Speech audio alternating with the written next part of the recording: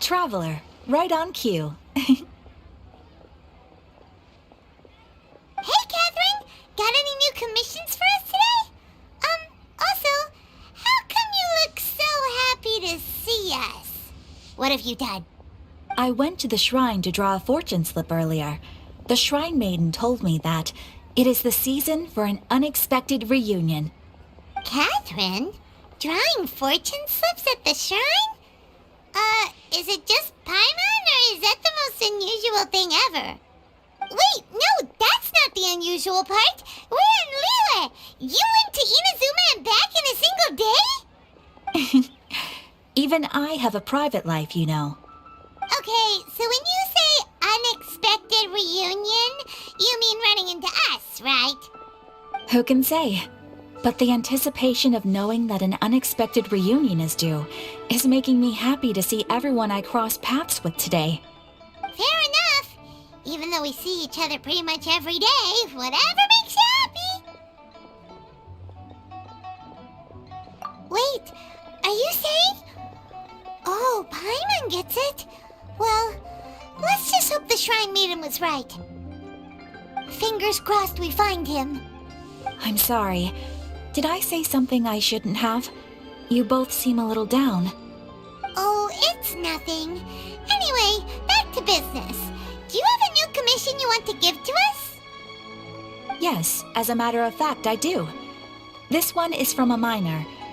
It seems to be related to investigating the chasm. Really? Does this mean the chasm's not sealed off anymore? I will leave the requester to fill you in on all the relevant details. His name is Yue Hui, and he should be at the chasm right now. All right then. Thanks, Catherine. We'll head there right away. Very well. Ad Astra Abyssosk. This time you are truly bound for the abyss. Good luck to you both.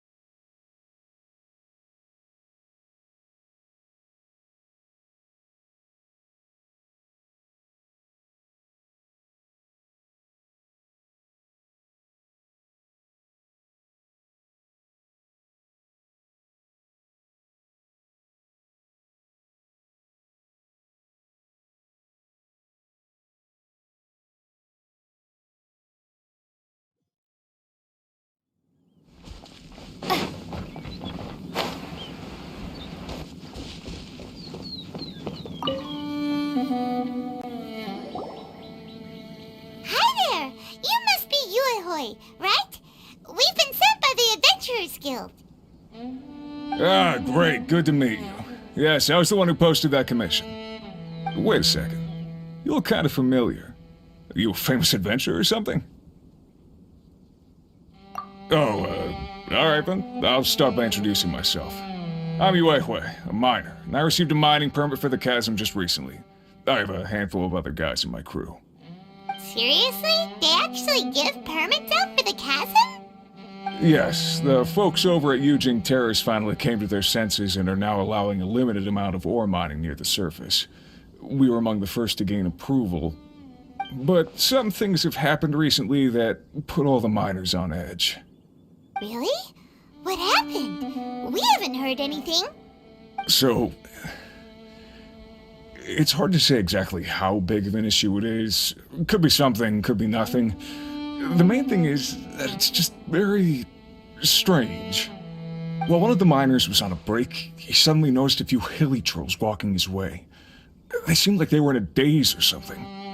They walked right by him without giving him a single glance. They just made a beeline for the depths of the chasm.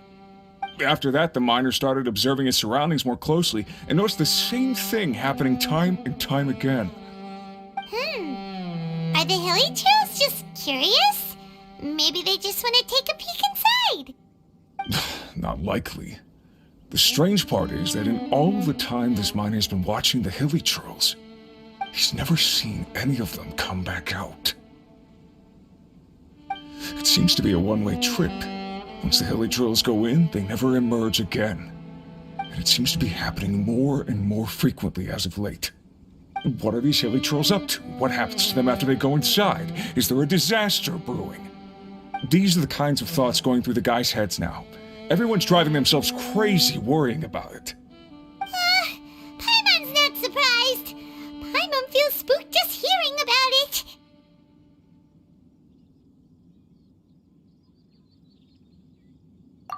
Exactly.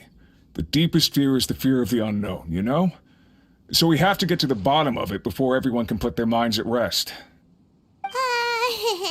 Do we really want to take this commission?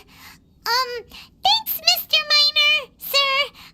We need to consider it first. Hey! You can at least pretend to consider Paimon's opinion first!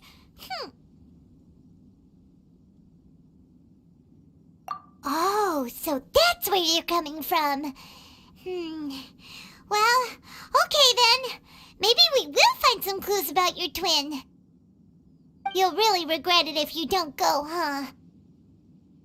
So, what's your verdict? Will you take the commission? No pressure, but I gotta say, I'm not loving the prospect of my mining permit going to waste. Yep, we'll take it. We're kinda curious ourselves now, too. Great.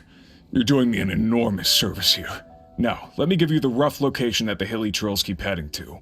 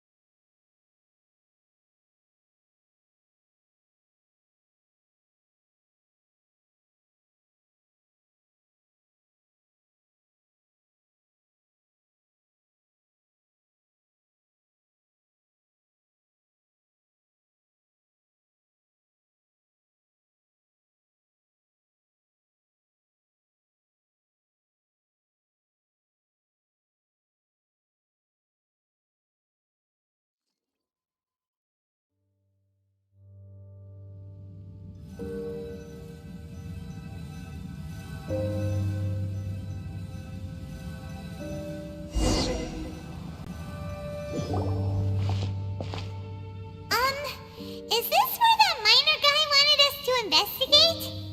Just look at this place. Doesn't it remind you of something? Wait, what was it again? Yes, that's it! It's just like that. Just as strange, just as upside down, and just as spooky.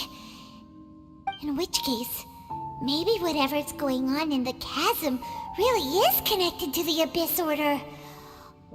Oh, we gotta get to the bottom of this. Oh?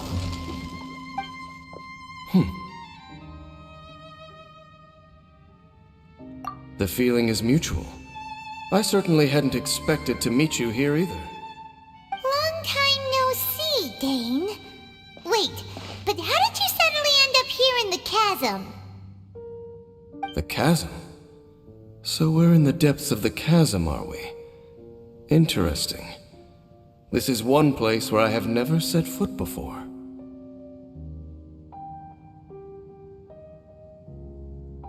I understand how you must feel. Last time we met suddenly and parted hastily. Now our paths cross again. Fate, it seems, owes you an explanation.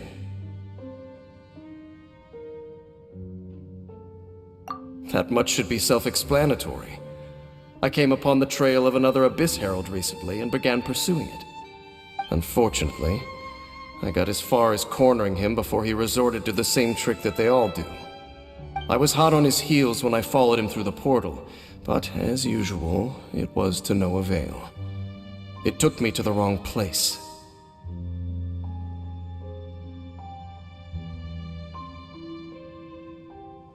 Correct. Based on my recent experiences, I can only conclude that the Abyss's portals are not simply pathways from point A to point B, but gateways to an entire network. Where they emerge on the other side is their choice. It can be anywhere within the network. Sounds kinda similar to how teleport waypoints work.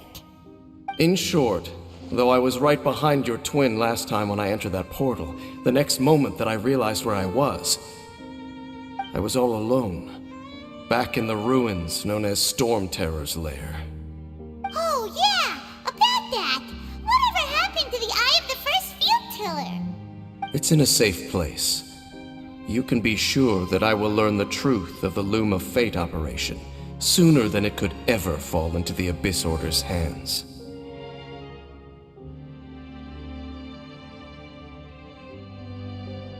Huh. So that title stuck in your memory. I by no means went out of my way to conceal it from you. It once stood for the glory of Kanria, but now it is but a cruel joke. My curse to bear. Twilight Sword was my title as captain of the Royal Guards when I witnessed the destruction of my entire homeland firsthand. I believe my reluctance to raise it in conversation is quite justified. Sounds like your brother was right.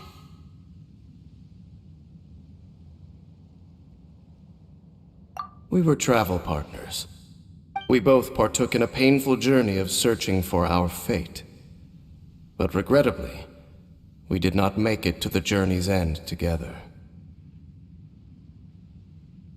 Before you continue questioning me, I ought to warn you.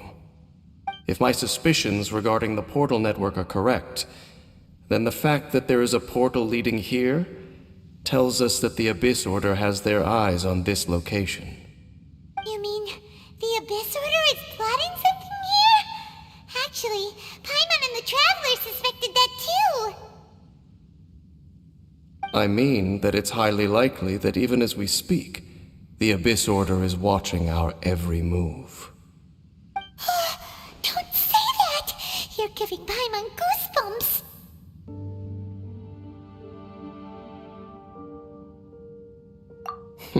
A wise choice. There appears to be light from a fire coming from near that rocky wall. Let's take a look.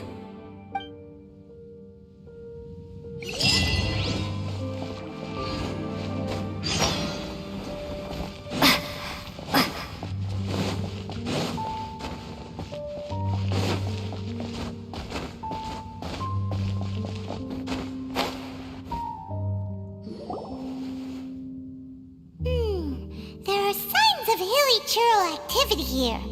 Could these be the hilly churls the requester was talking about? Requester? In fact, hold on. You still haven't told me what you're doing here. I doubt that most travelers would have any reason to venture down this way. We took a commission from the Adventurers Guild to investigate the chasm. Apparently a whole load of hilly churls have been gathering here, and the requester wants to know why. And now it looks like we finally found our first clue. Do you want the answer? Huh?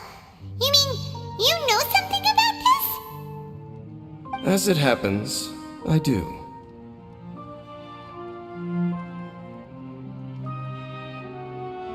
It's understandable that you did not perceive anything unusual. What makes this place so strange is that the environment here weakens the effect of the curse. The curse? Oh,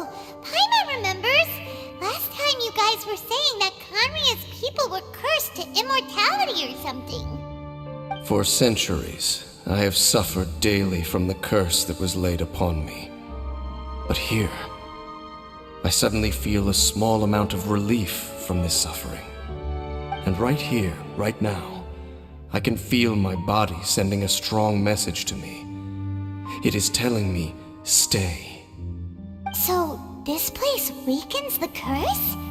That's pretty incredible. But how?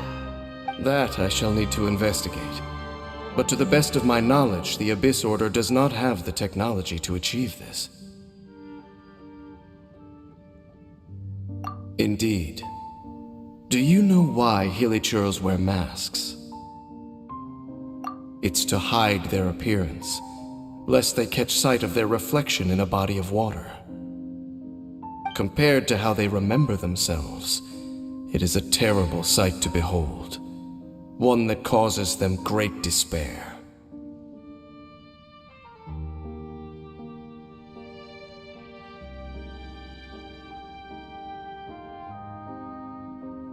The curse of immortality denies death to those afflicted with it, and yet, it does not truly mean that they will never die. So, you mean there's a way to undo it? No. I mean that the body and soul will continue to be eroded until they are virtually non-existent, even if death is not the form that this erosion takes. When the Hilichurls realize that the end is nigh for them, it seems their instinct is to seek out a calm and dark corner of the world in which to finally say goodbye to the centuries of suffering they have endured. And of all the places they could lay down to rest, one that can ease the effects of their curse would surely be their first choice. Wow. That's so... Conversation's over. Brace yourselves. What is it? We're under attack.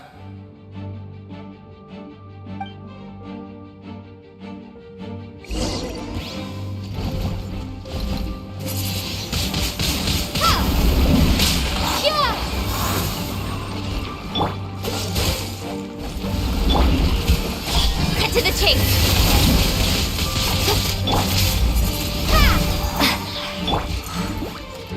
No escape.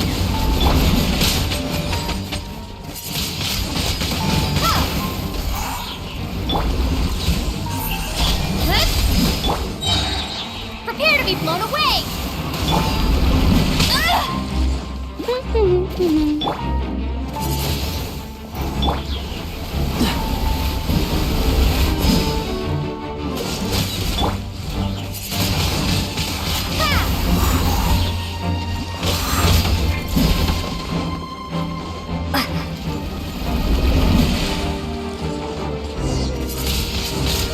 Windblade. No one escapes my sight. Nowhere to hide. Freeze! Oh, so sorry. Get him!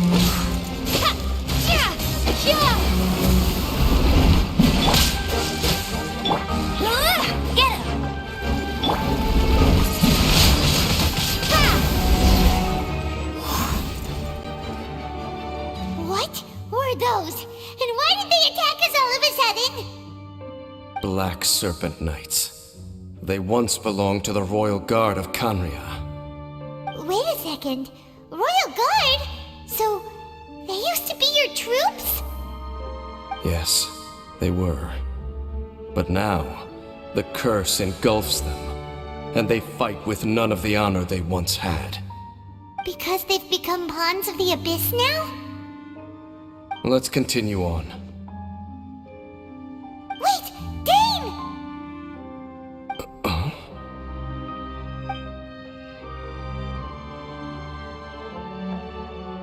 Seems we missed one.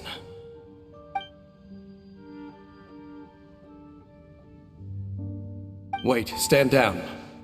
There's something different about this one.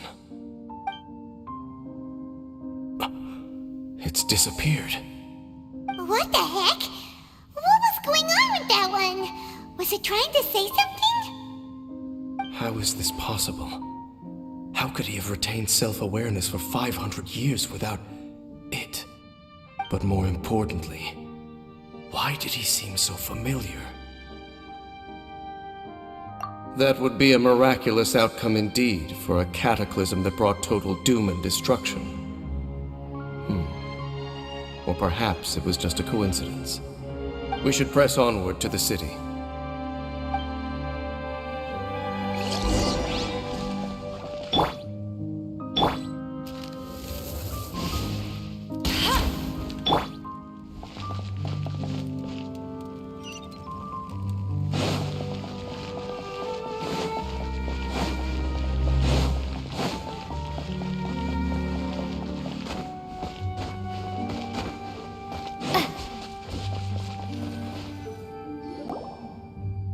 Looks like there's a strange energy surrounding the city.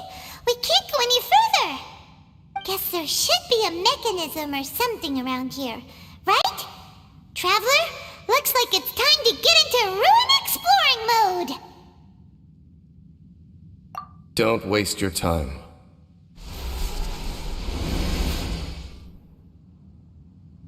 Huh? Kanria's technology, abyssal power. Two things I couldn't be more familiar with. They're just cheap tricks to me. Okay, so the Abyss Order really is trying to hide something here, right? Dan seems like he really understands what's going on here.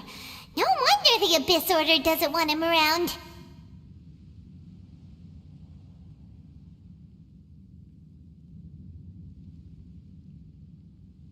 Not necessarily. The closer we draw, the more I am inclined to conclude that these ruins belong to a more ancient civilization still.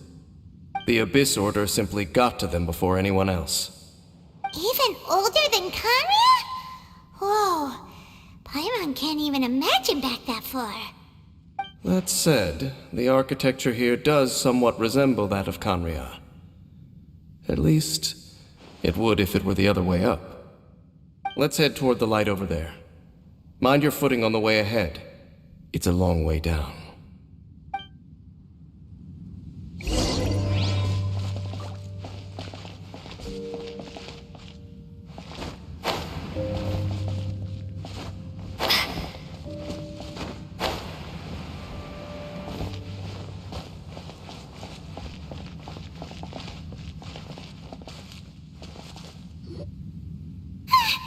Black Serpent Knights! Is this where they're based? Or wait, are they guarding something here? We are likely drawing near to whatever the Abyss Order is trying to hide. Let's take them out first.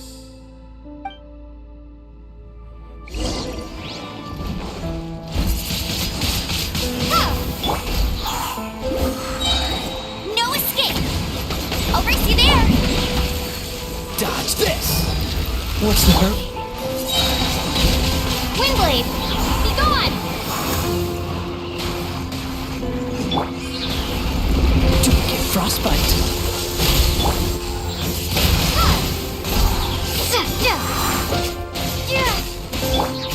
Speed of light! Hey! Cut to the chase!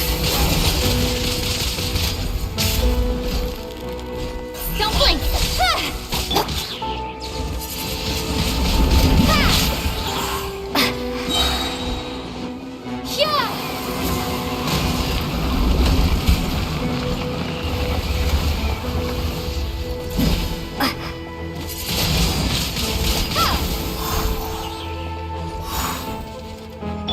Let it rain! That's more like it!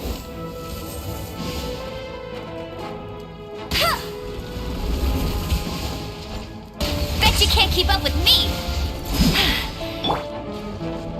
Cool it! Windblade! Hey, look! Vines! You should be able to climb up, right?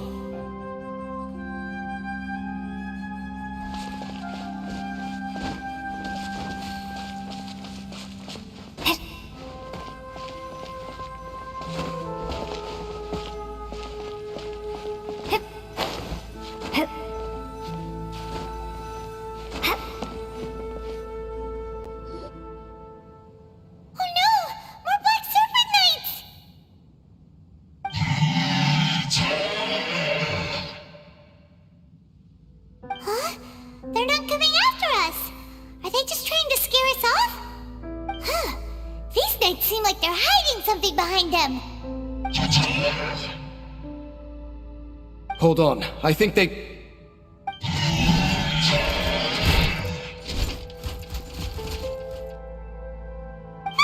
They're coming! Quick, get them!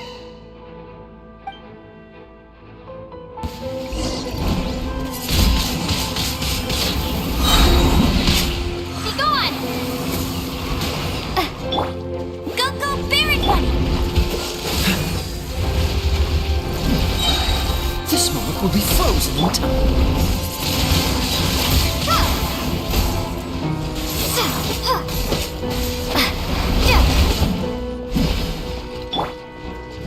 No one escapes my sight!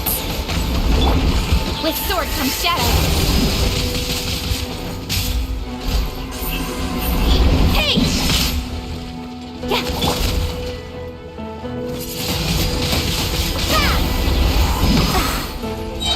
Prepare to be blown away!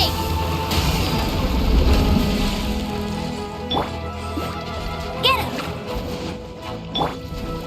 Dodge this!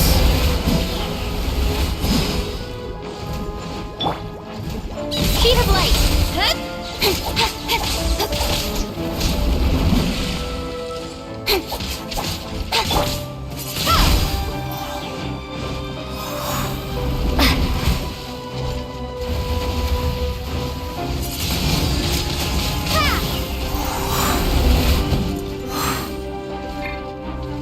Cool it! Let it rain! Freeze! Don't get frostbite.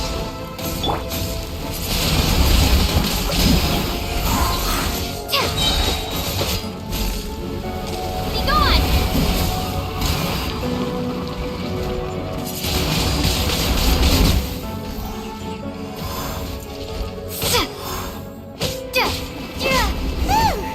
That was the last of them.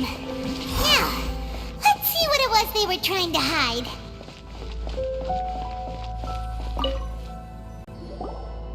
Huh? What's this? So, the Black Serpent Knights have nothing to do with the Abyss Order's secret. Huh. I should have guessed. So, what exactly is going on with these hilly churls? As I said, for these hilly churls, the end is nigh.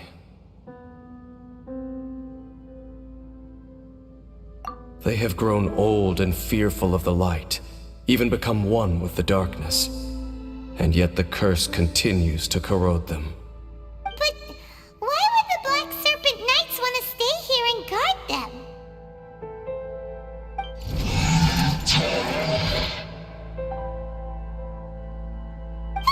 More of them are closing in!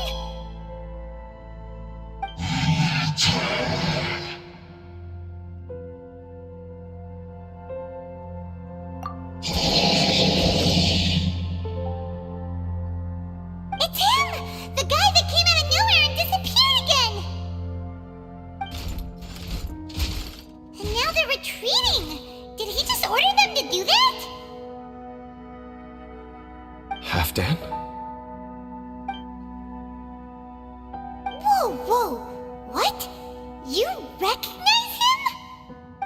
Could it be?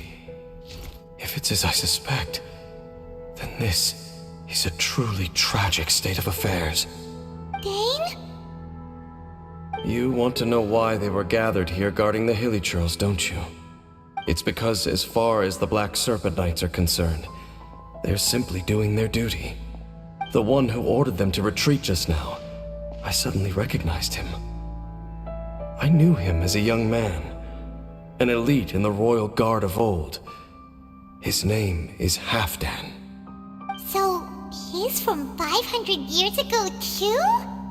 To this day, I still remember the final orders I, the Twilight Sword, gave to Halfdan on the day of disaster in Kanria, before I made haste back to the palace. Inform all Black Serpent Knights to protect the people of Kanria at all costs. Because we, of course, were royal guards. But this would mean nothing in the events that followed. Royals, gentry, common folk, these identities made no difference. Against the might of the gods, the only identity that mattered was being from Kanria. These Black Serpent Knights have lost their intellect, but perhaps, in whatever remains of their minds, they are still protecting the people of Kanria. If you see these ruins as Kanria in the throes of disaster, and these Hilichurls as the people crying for help, then suddenly I can make sense of what I'm hearing. Their growls are less of a threat and more of a warning. Then, what are they saying? Though it is barely discernible, I can just about make it out. They keep repeating a word from the old language of Kanria. Run.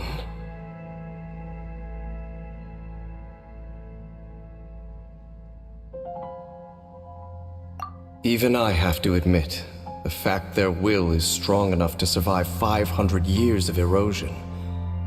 It is nothing short of a miracle, born from hopelessness. Oh, so Paimon had them all wrong. It doesn't matter. Even I took them for enemies for a moment. Let's keep heading toward the light at the top. I believe the Black Serpent Knights will no longer try to stop us.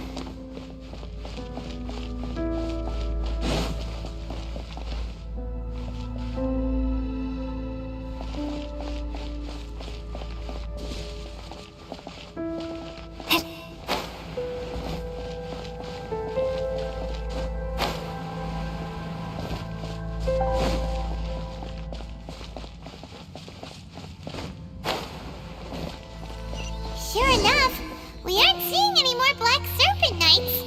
Guess that half-damn guy really did recognize Captain Bane, huh?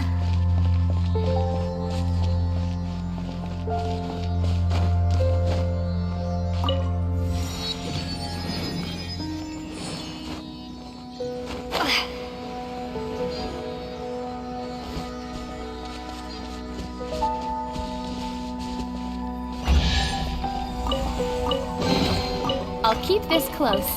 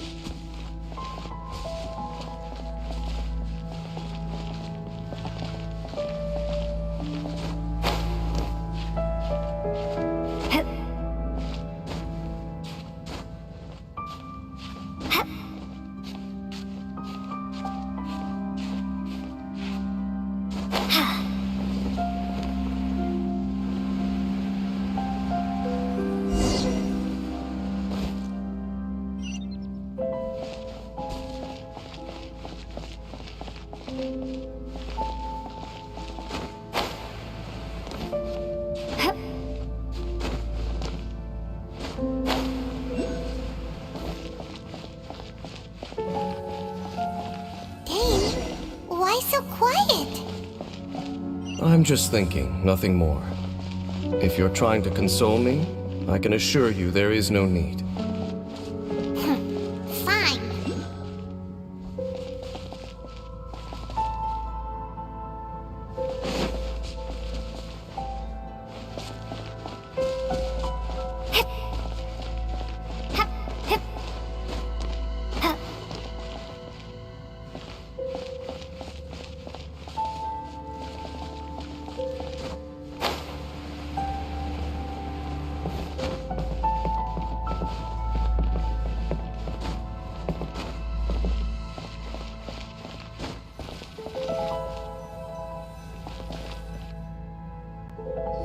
Hey, look!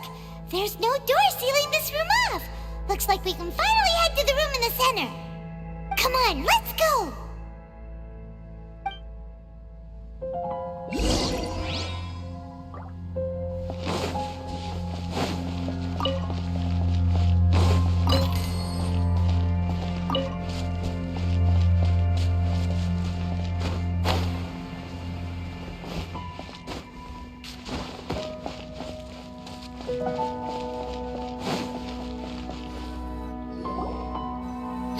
Look! Up there! A water pool! Even the water pool is upside down. Oh, wow! This is a pretty amazing place! Dane, do you have any idea at all how it works? The pool must be part of the entire city structure. A relic of this ancient civilization. And more importantly, it is the very thing that is weakening the curse. Here, my whole body feels more at peace than it has in a long time. The effect is stronger here than it was before. And I think it's because that water pool has something akin to a cleansing effect. Cleansing? So that means the water in that pool can wash away the curse for good? No, that would be impossible. How are you so sure? I have lived with this curse for 500 years, and I have been fully conscious the entire time. Suffice to say, no one understands the curse like I do. It is a way of branding us at the level of the fate of the world itself. When a god applies a curse, it takes effect at a higher level of reality than the person themselves. Even now, I can feel the curse slowly permeating my entire being, becoming part of me, slowly but surely replacing me. Perhaps it may be possible to suppress the corrosive effect of the curse for a time, but cleansing it entirely, consider it tantamount to burning away an integral part of your body. It is not a process that one could ever hope to survive. Huh?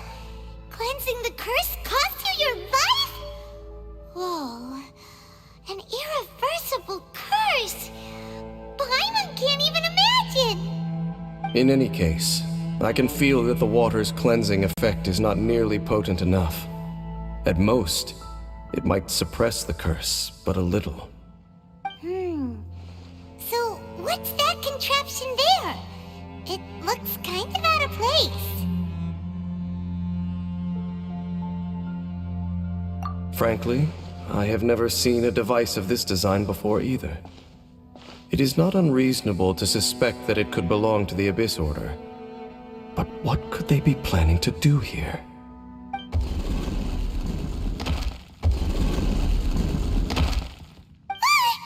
Oh, that gave Paimon a fright. So, all the doors are open now?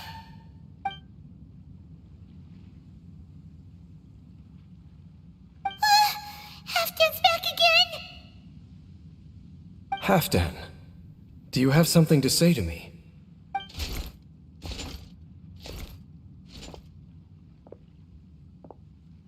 He ran off, but he didn't disappear like last time.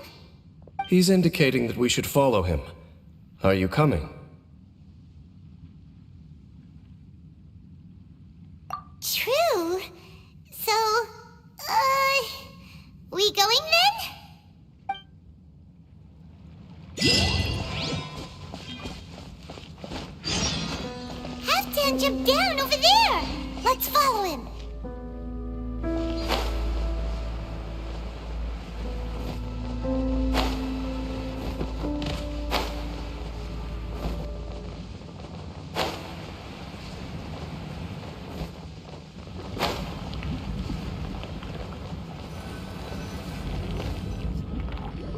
Looks like Halfdan disappeared at the far end of this path.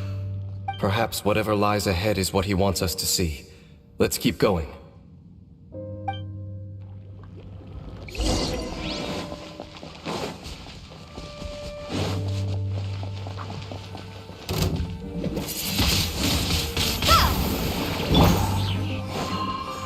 Cool it!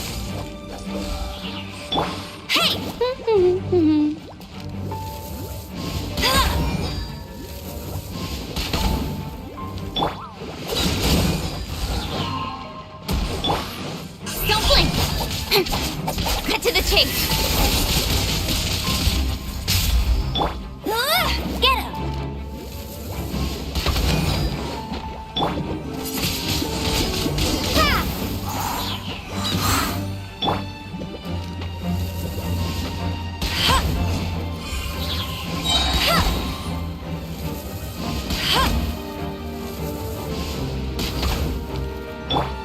Speed of light! Prepare to be blown away! There are more signs of hilichurl activity here.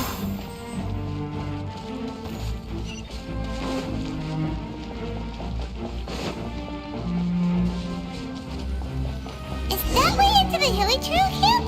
Let's go see.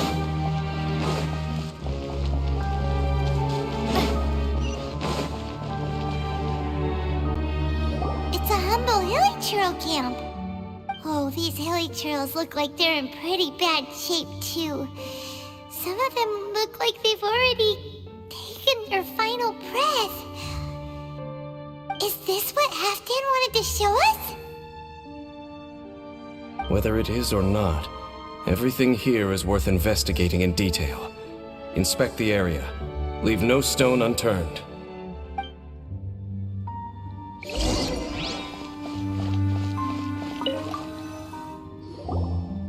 Seems like these hilichurls have no life left in them at all.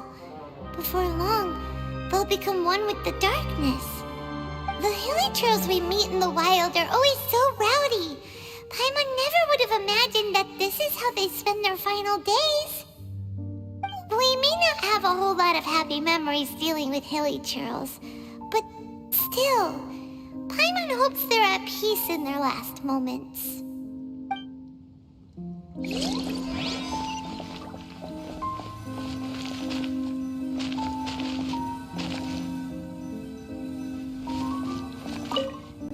Hilichurls usually store food in crates like these, right?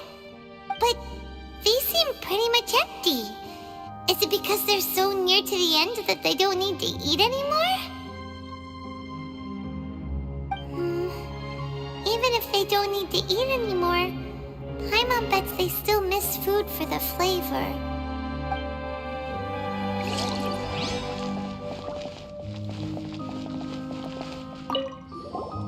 There's even a bonfire here, like what hilichurls build in the wild.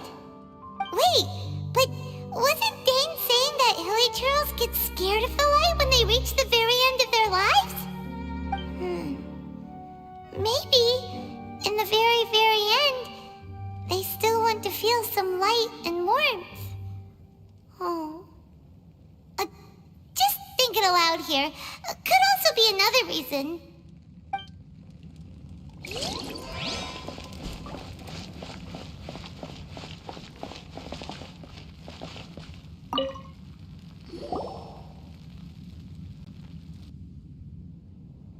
How did that flower get this far underground? Did someone bring it in memory of the deceased hilichurls? Hey, now that you mention it, Paimon thinks it looks kind of familiar too. It is the national flower of Kanria, the Intivat. It once bloomed all over the nation. It would only last 2 weeks before wilting. But if you were to pluck one and take it out of Kanria, the petals would stop growing and turn hard. Only when it finally returned to its home soil would the petals grow soft once more, and finally turn to dust. So the Intivat is a symbol for a wanderer far from home, signifying the tenderness of the homeland.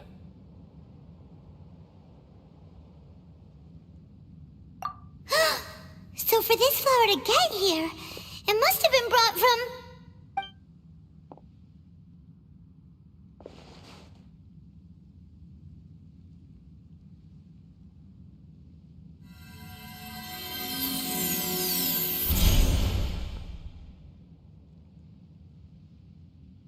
Your Highness, so the proposal finally has your blessing? In focusing single-mindedly on confronting the heavenly principles, we neglected our original mission, the revival of the homeland. I should not have been so indecisive. The device is almost ready. We await your command. What are the chances of succeeding? Theoretically speaking, approximately. Forget it. Even a 1% chance is enough. For too long have we dwelt in the abyss. Surely they would rather return to the natural cycle of life and death as soon as possible than continue to exist as they are, without a shred of dignity. They cannot be made to continue paying the price for those so-called sins. The Order is most fortunate to be graced with your decision.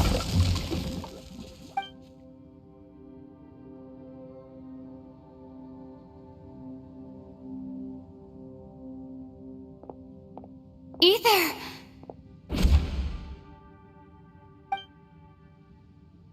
You saw something, didn't you? Can you tell me what it was? Yeah, you zoned out for quite a while there.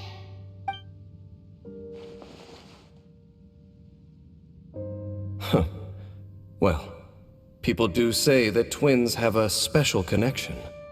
It sounds as if they are attempting to make use of certain equipment to cleanse the curse. It could well be the device we saw earlier.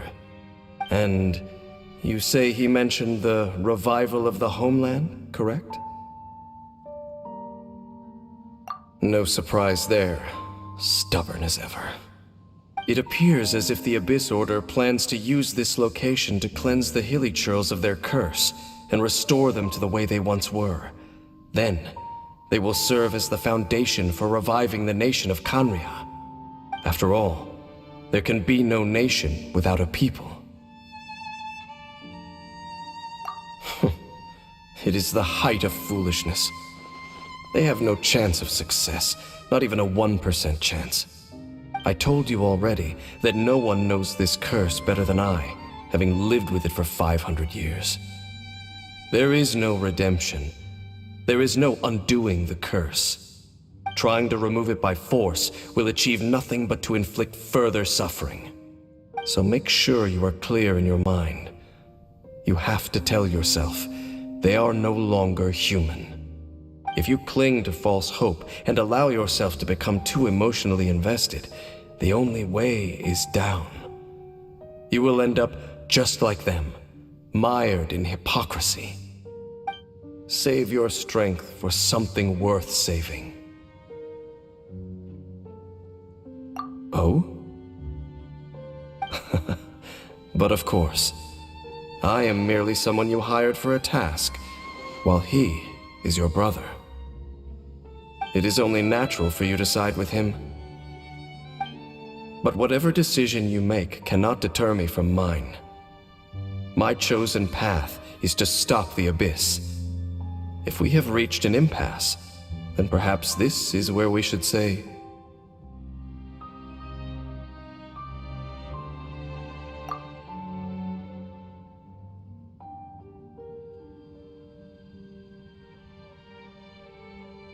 I see.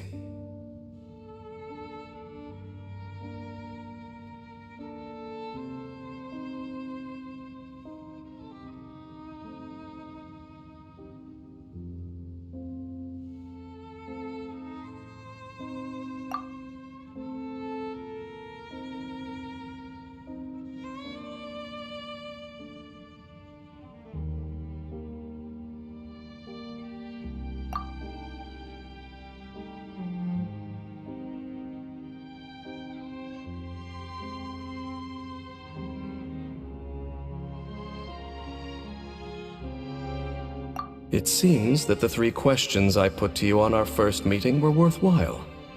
You have developed your own individual views on this world. Very well. Since you have volunteered your true thoughts on this matter, I shall not hide mine from you. Right now, I have a more immediate agenda than stopping the Abyss. That is to say, the Abyss's actions here directly dishonor the final wishes of Halfdan and my other compatriots.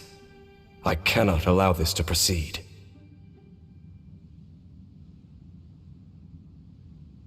The Abyss may appear at any moment. Be on your guard at all times as we proceed.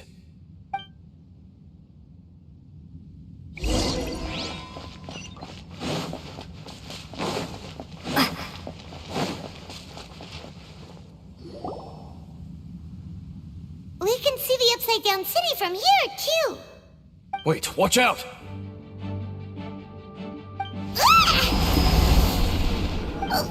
What's going on?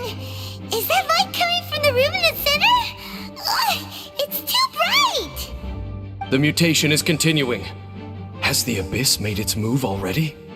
Dane Smith, I see your incessant meddling continues, and that you have once again joined forces with our Highness's kin. Regrettably, I was not in time to control your exit from the network, and it sent you here of all places. This was a catastrophic error. I am surprised that you dare to face me. You ran like a coward last time. Our Highness's will must be done. All interferences must be removed, whatever the price to pay.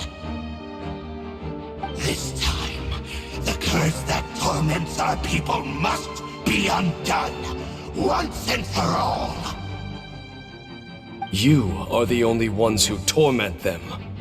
There is nothing else left of those hilly churls. Nothing besides the curse itself. Say what you wish. I am going nowhere, Dainsliff. Then you will give your life just to delay the inevitable. How absurd. But since you wish to persist, then so be it. You really think you can use that device beneath the pool to cleanse this curse? Do not underestimate the ways of the Abyss. This device cannot apply the cleansing effects of the water not tenfold, but 100-fold. Then I overestimated you. This plan is even cruder than I thought.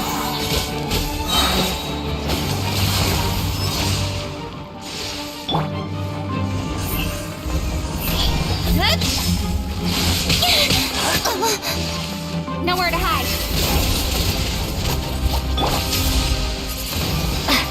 Freeze! That's cheating. Get him. It's a roar!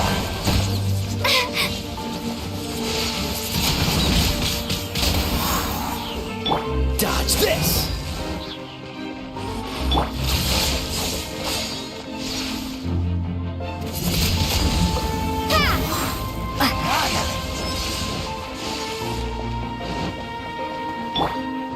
Incoming.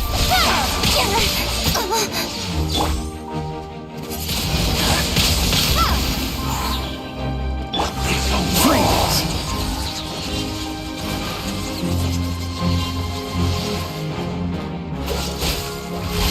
Don't push your luck. Don't get frostbite. Windblade. Prepare to be blown away.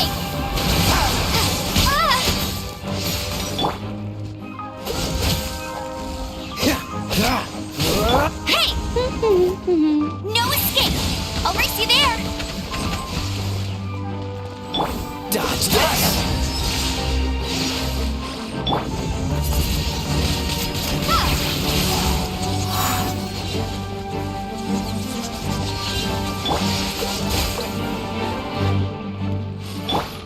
Windblade. Speed of light. Cut to the chase.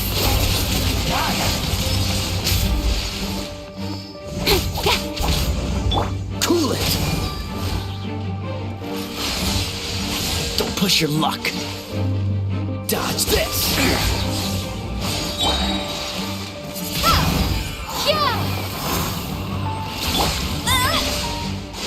Go, Baron Bunny!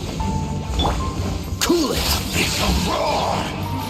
This moment will be frozen in time. Grant me new Windblade! life! Freeze! The end is nigh. Hey! Dodge this! Get it! I'll race you there! Let it rain!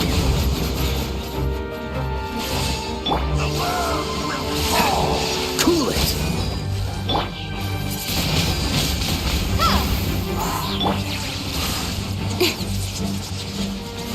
Incoming!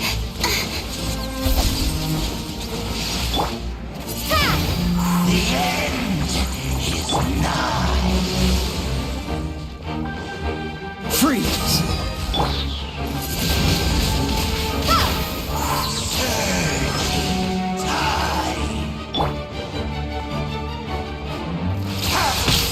What's the hurry? The world will fall.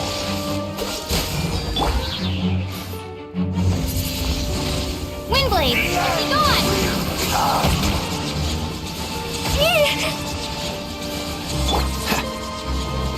Cool it! Dodge this! The end is nigh. Speed of light! The abyss His sword comes down! shall rise. Whew. You've been hunting this Abyss Herald for ages! Now you finally got him! There's no time to celebrate. The Abyss Order's device is activating, but there's still time to destroy it. Alright, let's go!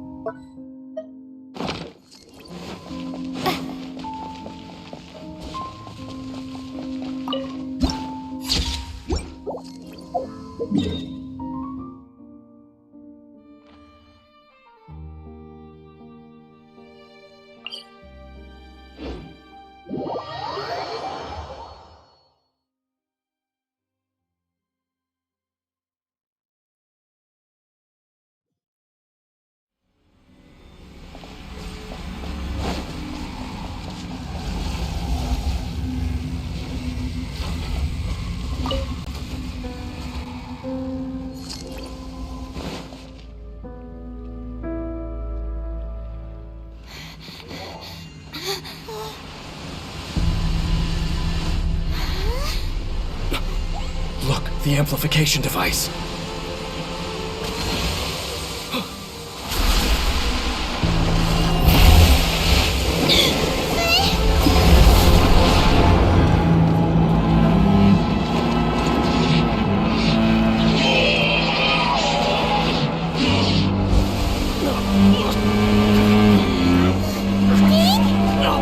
Am I too late?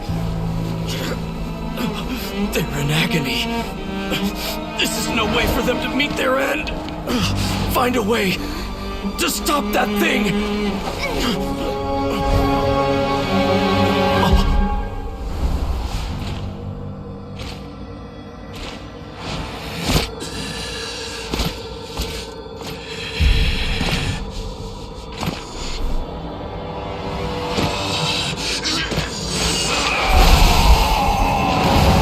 Halfdan, don't do it!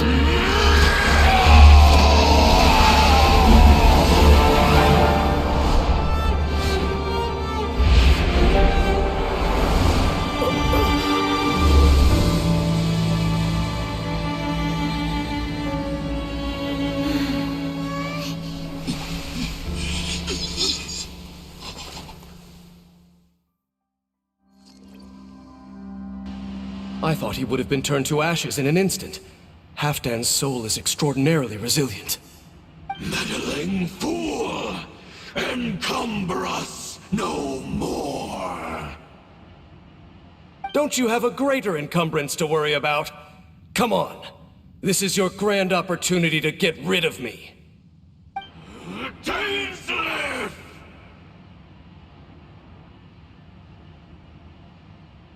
Take him out and deactivate the device. Behold the abyss. Come. Here's the truth. The gift of grace. Windblade!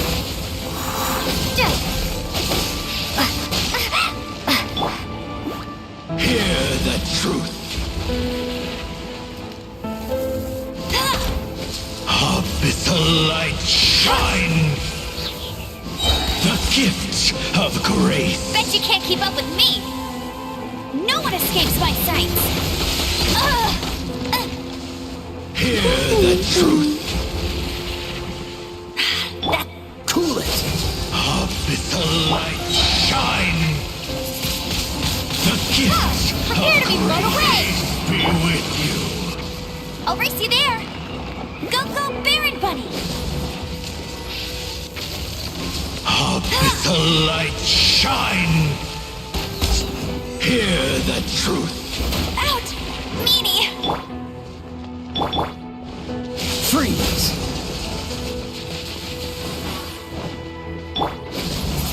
Windblade! Abyssal light shine.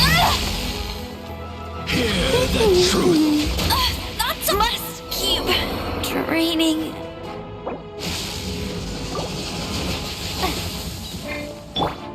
Cool it!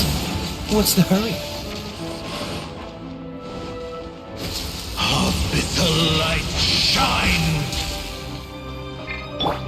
Go, go, Baron Bunny! The gift of grace. Incoming! Abyssal light shine. Peace be with you. Hear the truth. Abyssal light shine. Freeze!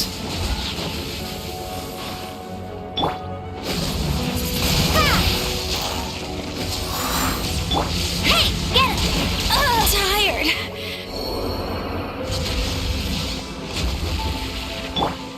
Cool it! What's the hurry? Speed of light.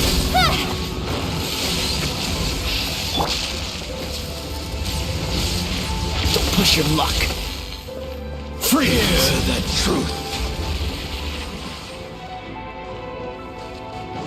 The gift of grace. Peace be with you. Abyssal light shine. This is not the end. Hear the truth. Cool it! Peace be with you. Abyssal light shine. The gift of grace. Freeze! Hear the truth.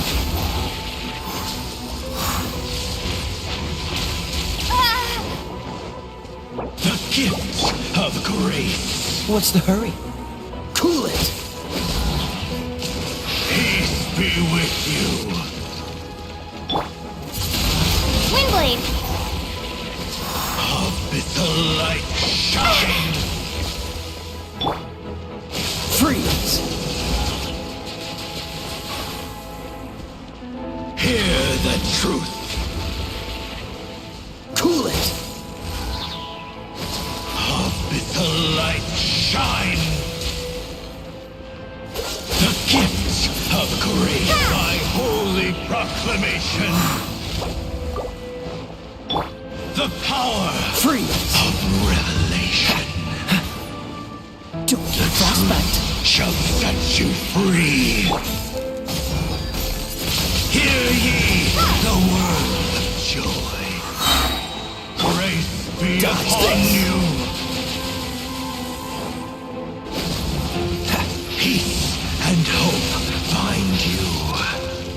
power of revelation. The truth shall set you free. Hear ye the word of What's the joy. hurry? Freeze! Grace be upon you. Cool it! Peace and hope find you. The truth shall set you free. Freeze!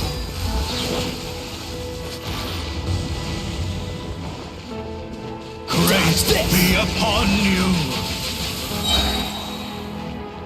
Hear so ye sorry. the word of joy. The truth shall set you free. Cool it! Grace be upon you. Hear ye the word of joy. Peace and hope find you. The power of revelation. Cool it! The truth door set you free. What do we do now? The Abyss Lecter's gone, but the device won't stop. And Halfdan. No! As long as the device is active, the cursed are rendered powerless. Only you can take on the Abyss. If you value his sacrifice, then do not waste any more time here. See all these rays of light and portals? They must have installed several of these energy devices in various locations. Find them, quickly! So, we have to go through these Abyss portals? Hey! Wait for Paimon!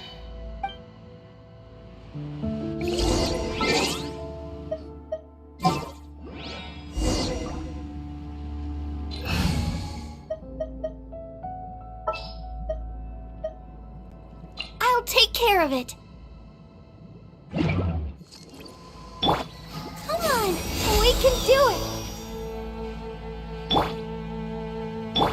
I'll protect us.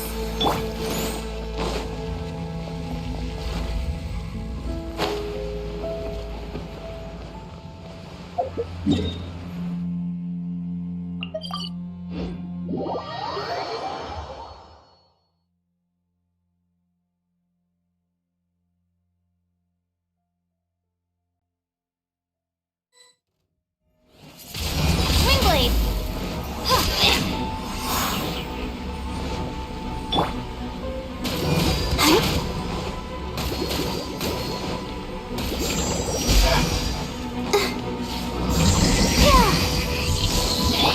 Freeze!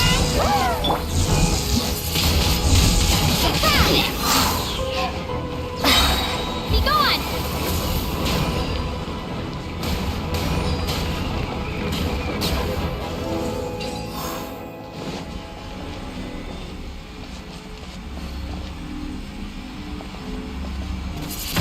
Villagers are really suffering. Oh, wait! Dane, this must be unbearable for you too, right? Never mind that! Halfdan and the others are enduring far greater suffering than I! There's no time to lose!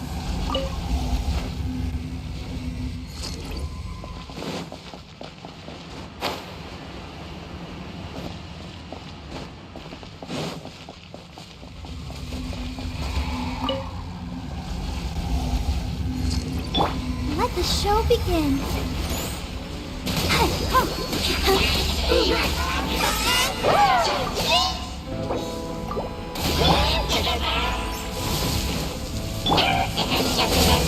Don't get frostbite!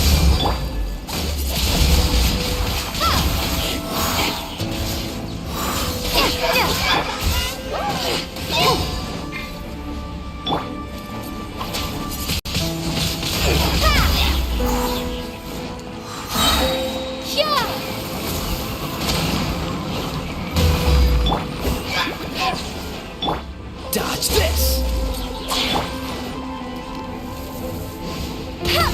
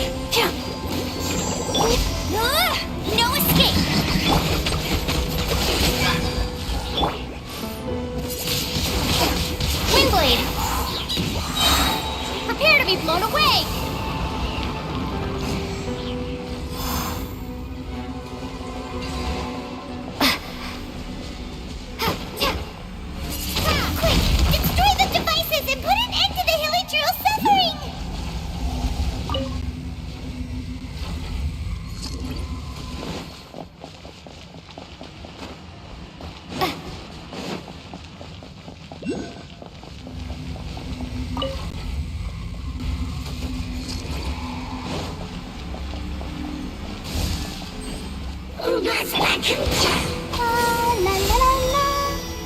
Let the show begin. Cool it!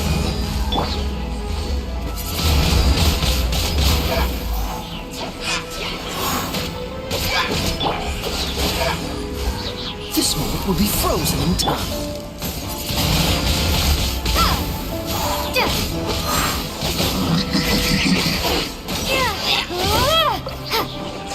Be gone!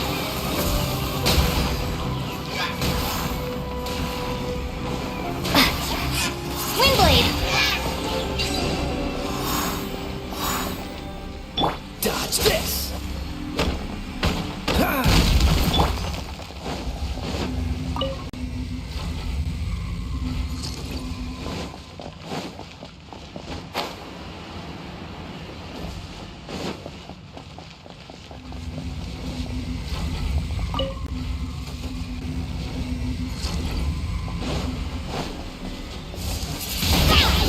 Let's dance!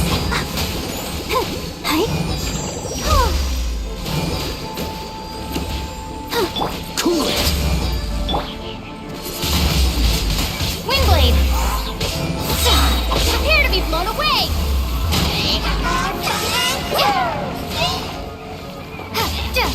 Hey! No one escapes my sights!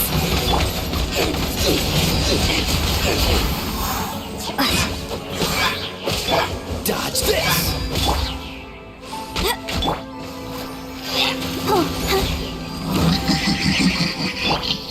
Freeze!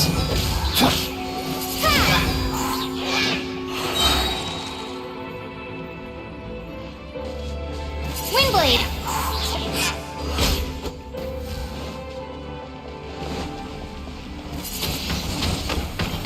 Okay, it's gone dark all around now. Shall we head back to the room in the center?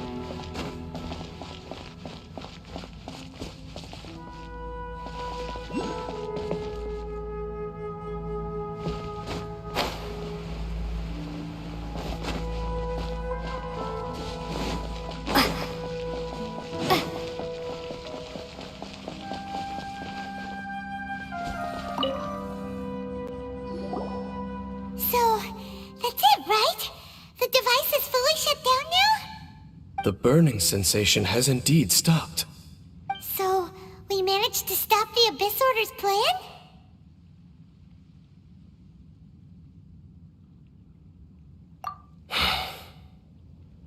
Let me check.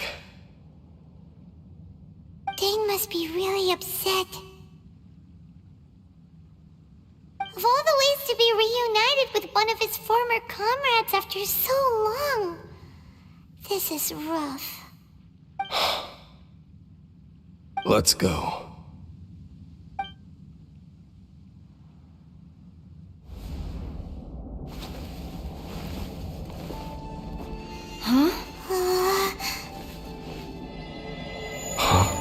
Light.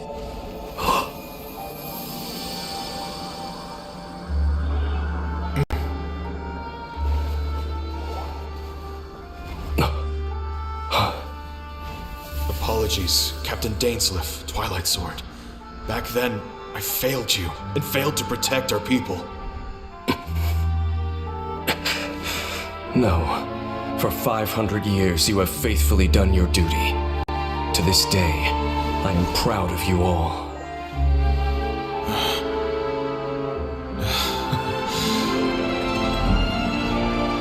Conria didn't fall, did it? Since you're still here. Correct.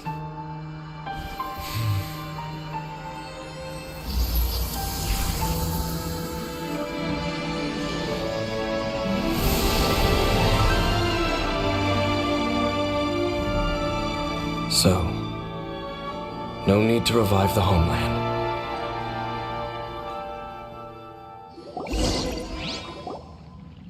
That was Halfdan's soul. More than one kind of strange power exists here. Souls are no strange sight under the circumstances. Still, if you intend to venture deeper in and continue your investigation, you ought to be careful. You bet. We'll be super careful. Oh, but Dane, does this mean you're not coming with us? That device took a severe toll on me. It will take me some time to recover. Oh, right. Well, actually, Paimon already knew that. You've clearly been pushing through the pain this whole time. You've earned a good rest, Dane. Oh, you should take a vacation! Vacation? The very notion. This word has no business being in my vocabulary. There are more important things that demand my attention. The Loom of Fate operation is still underway, and I suspect that these amplification devices are connected to that plan.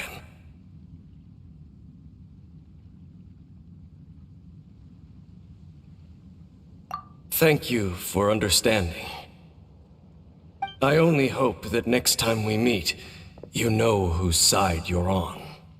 Sheesh! He sure knows how to hold a grudge, saving that snide remark right until the end. Well, shame that we didn't get to see your brother again, but at least we learned some useful info, huh? As long as you keep pressing on with your journey, you guys will definitely meet again, and everything will be back to normal. Right? Oh, Paimon almost forgot. The real reason we came here was to investigate what was going on with the Hilichurls, wasn't it? We've probably seen enough to report back to the miner now, but, how are we going to explain it to him? This is all way too complicated for regular people to understand. We'll figure it out. Just don't forget about the commission when we're done here.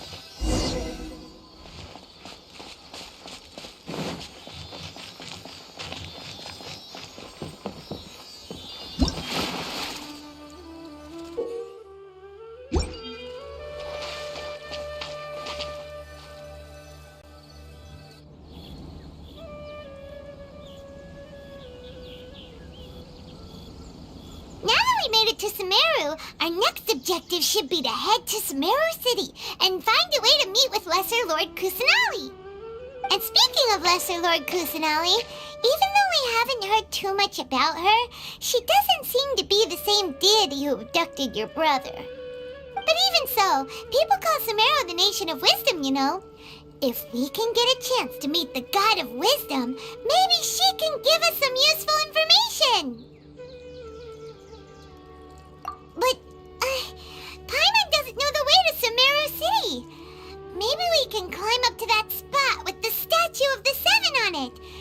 give us a way better view of things. Even if we can't see exactly where the city is, at least we'll be able to check for some smaller settlements nearby. Wait a second. Look! There's someone up ahead! Perfect timing! Now we can just ask for directions rather than wander around like lost adventurers. Hey there! We're not from around here and seem to have gotten a little lost. We'd like to ask for some directions. Huh? Did they not hear Paimon? Hey! You over there! Could you give us some directions? Huh? What's going on here? There's no way she could have missed that. Wait! Could she be ignoring us? How dare she?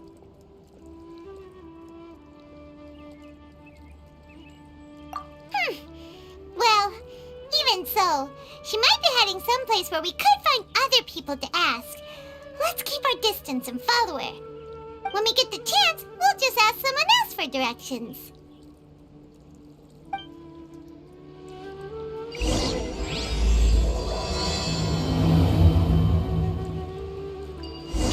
Come on, let's follow her. Just keep quiet. Make sure she doesn't notice us.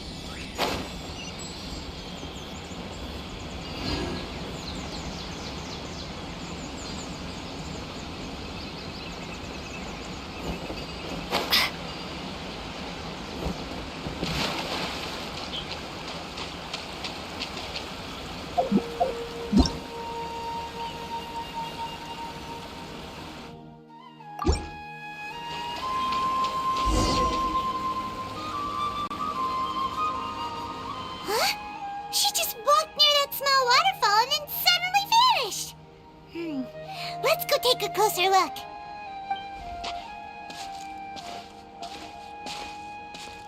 Paimon thought this cave would lead to a village or something, but it looks like that's not the case. Look, she's sitting over there. Wait, she couldn't possibly be living here, could she? What should we do now? Do we try asking her for directions again? It looks like she's meditating or something. If we bother her now, she probably wouldn't let us off very lightly.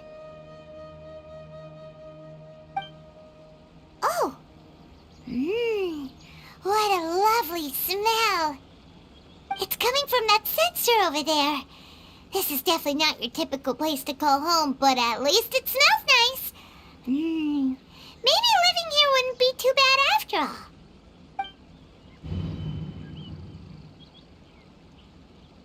Huh? What's the matter? You don't look too good. What? Is the smell making you feel sick? Strange. Paimon doesn't feel anything.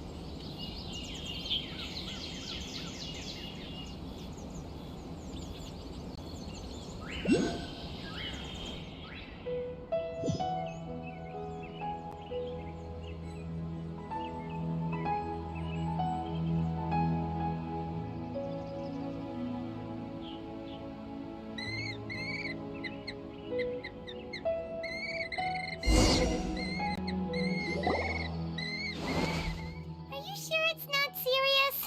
The Traveler's been out for a long time now.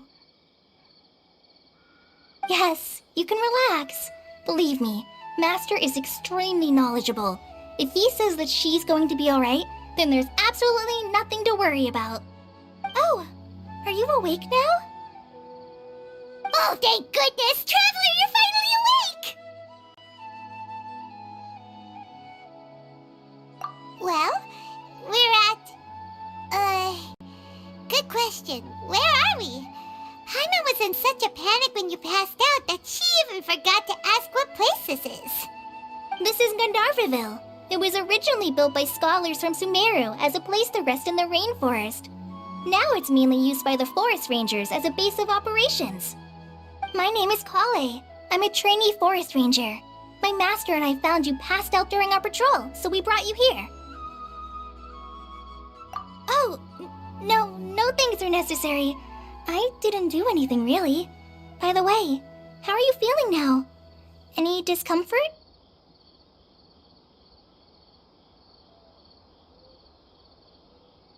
Oh, that's Master's herbal medicine you're tasting. He gave you some while you were unconscious. Before I forget, Master mentioned you should take more medicine once you wake up.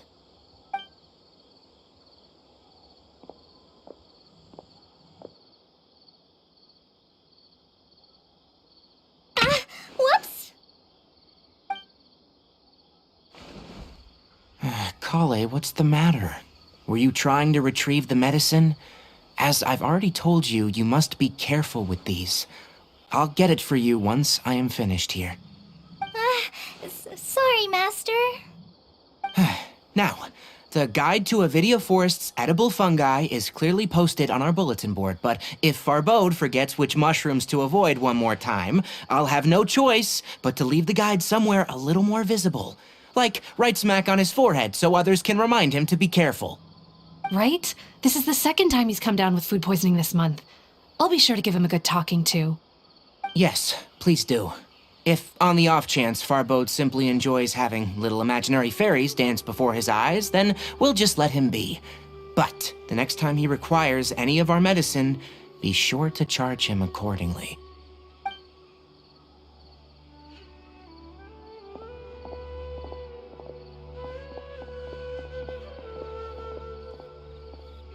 So, how are you doing? Feeling better? Oh, this is my master, Forest Watcher Tainari. He is chief officer over all the rangers here in Gandharvaville. I already informed Paimon about the reason you fell unconscious earlier. But now that you're awake, let me explain it for you as well. It is common practice for Sumeru scholars of certain darshans to dedicate themselves to training in meditation in isolated areas, particularly the nearby forests. While meditating, they use a certain incense known as Spirit Borneal to help calm their minds as they enter a state of deep rumination. In hopes of asking directions, you two followed a scholar named Hypatia into her cave. The incense you smelled inside was the Spirit Borneal I just mentioned. That incense typically has no effect on most people, but for a very select few, it can have profound effects on one's cognition, as you experienced firsthand. Does that make sense? Very good. Now, answer me this. Did you feel anything after passing out? Say, any out-of-body experiences, or did you see anything while unconscious?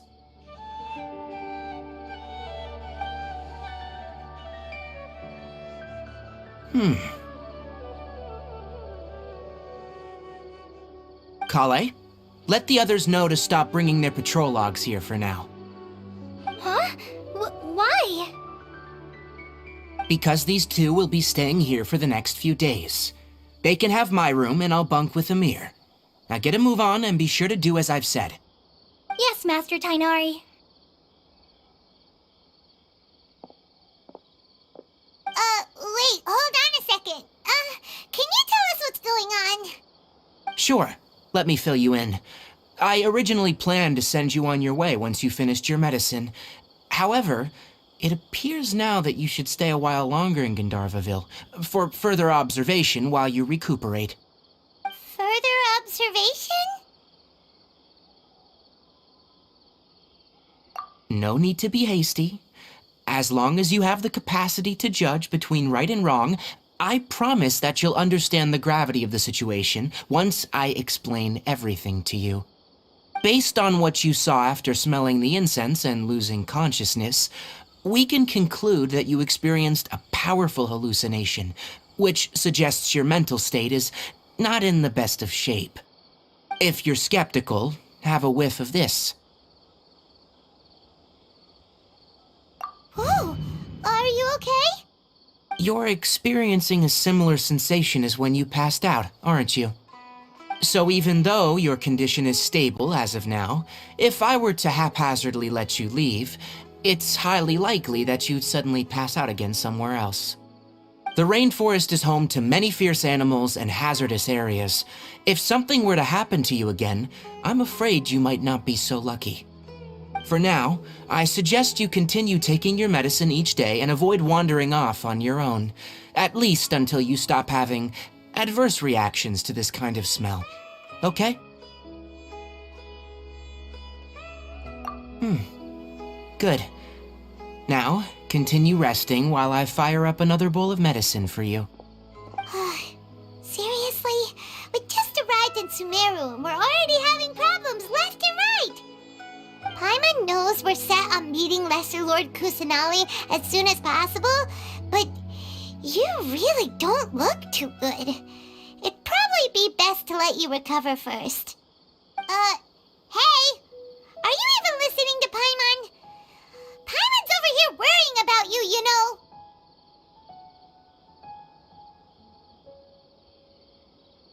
What's weird? You mean how you're feeling now?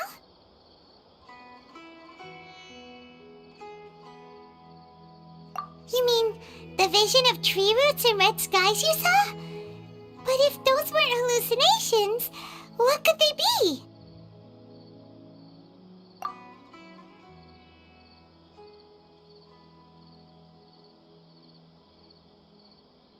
Well, considering how unique you are, Paimon trusts your judgment here, but why didn't you say anything about it to Tainari? If he misjudged your condition, then there's a chance you could get worse, right?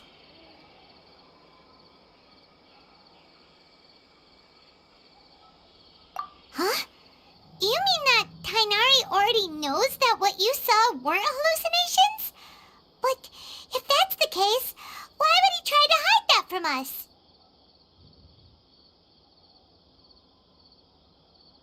Oh, Paimon gets it now. That explains why you were so quiet earlier. Well, that settles it then. We'll stay here to rest up and figure out what's going on with your hallucinations. But it seems like asking Tainari might not be an option anymore. What do you think we should do? Good idea. Kale's pretty friendly. We can ask her tomorrow about what she knows regarding the Dendro Archon and customs in Sumeru.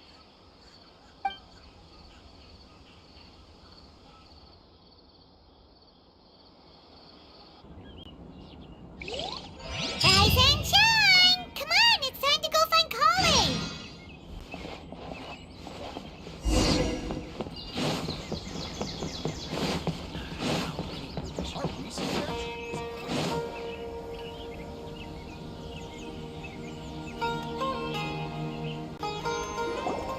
All right, next let's see your right hand. Not bad. But please remember that you still need to be careful, understand? Yes, I will. By the way, Master, I still haven't received the patrol route for today. Look, Kale, today's patrol will be a long one, so you won't be coming along this time. Besides, there's a chance we may encounter... Well, you understand. But I have a vision too! Am I useless to everyone now? Don't talk like that, Kale. This is not something you need to be worrying about right now. Ah, there you are. Feeling any better?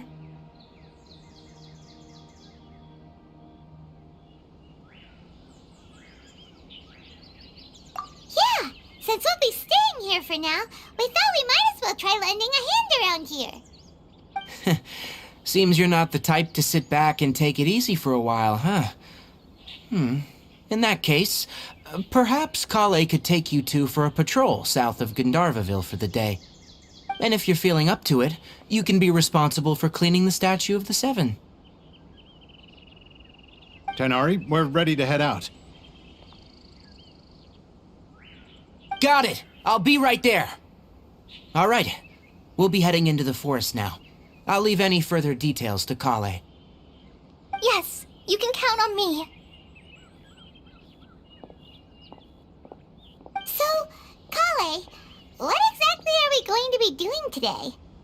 Tainari mentioned cleaning the statue just now, but, that doesn't really sound like the job for a ranger. Well, a forest ranger's responsibilities can be pretty diverse.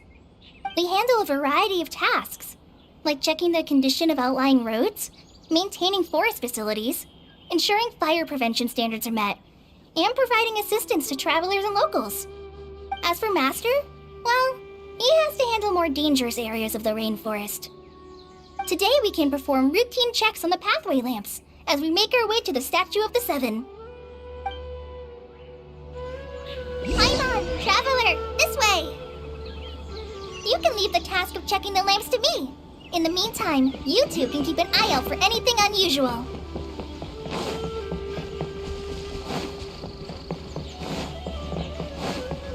I'm dead on my feet.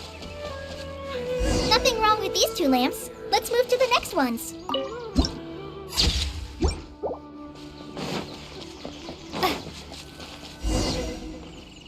Oh, this lamp seems to be getting a little wobbly. Let me make a note of it. No problems with this lamp. Good.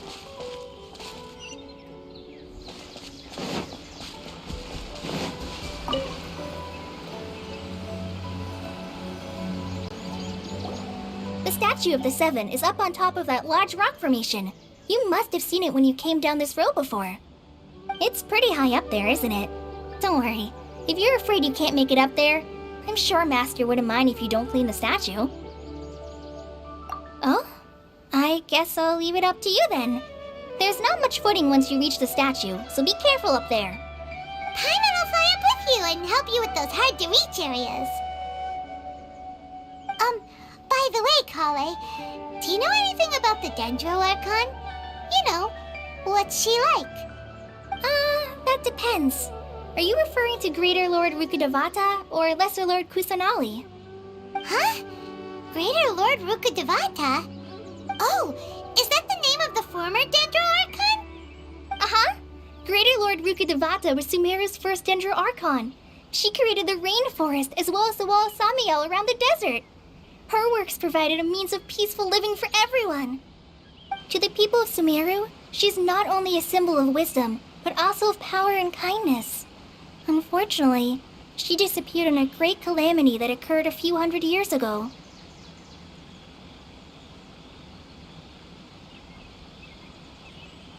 According to what Master has told me, the sages later found the newly born Dendro Archon and whisked her back to Sumeru. To celebrate the reinstatement of their lost deity, the sages dubbed her Lesser Lord Kusanali and let her reside in the sanctuary of Sarastana. Uh-huh. Then what happened? Well, and then... I'm not too sure what happened, to be honest. Huh? You're not too sure? But aren't you from Sumeru? Yeah, I'm from Sumeru. But... Maybe it's difficult to discuss this topic with strangers. If that's the case, then don't worry, we understand. No, it's not that. I'm not trying to hide something from you. Besides, I don't consider you two strangers. Because you two know Amber, right? Wait, Amber? You mean...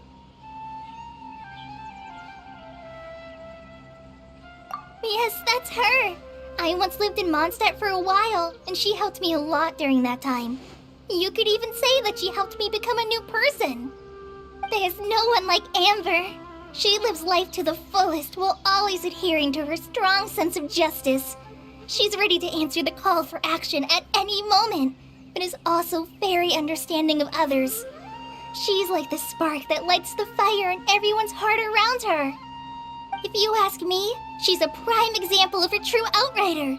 She's the first person anyone coming to Mondstadt will meet. You can't help but be enthralled by her charm and enthusiasm, causing you to fall in love with the lands of Mondstadt and...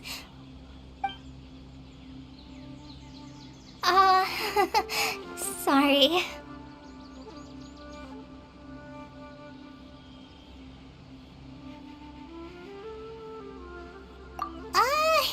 Paimon thought the work of Outriders was a little different from what you just described, but one thing's for sure, you really like Amber. Sorry. I was rambling on just now. It must have sounded kind of weird.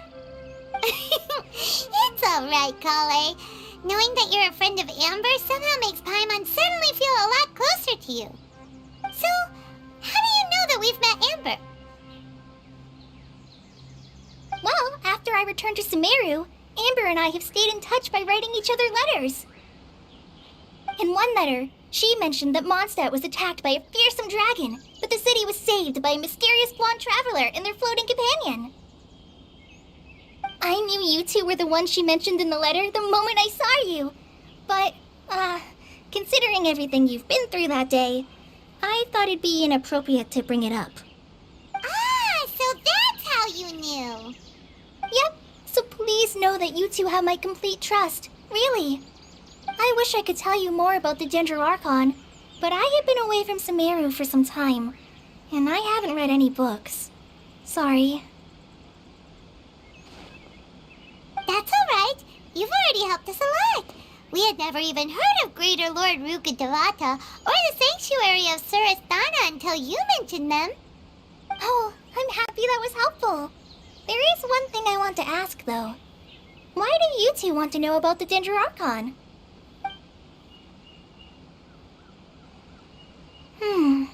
So that's why you're here. Thank you for telling me your story. Don't mention it. We are friends after all, right?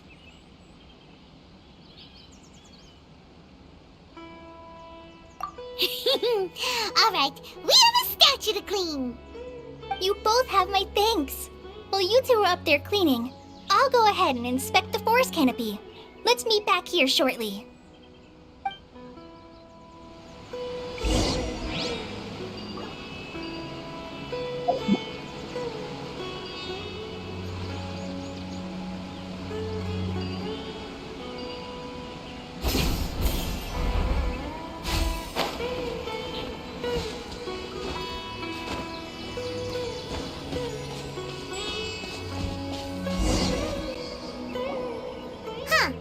Now that Paimon looks at it, the deity that's carved on the statue is kinda small.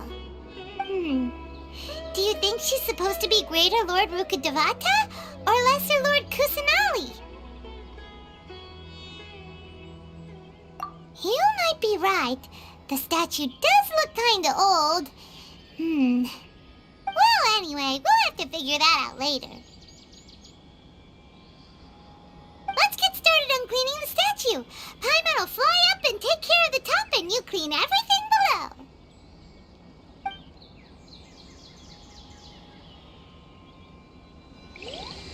Nice work! That's one clean statue. Let's head down and meet up with Kale.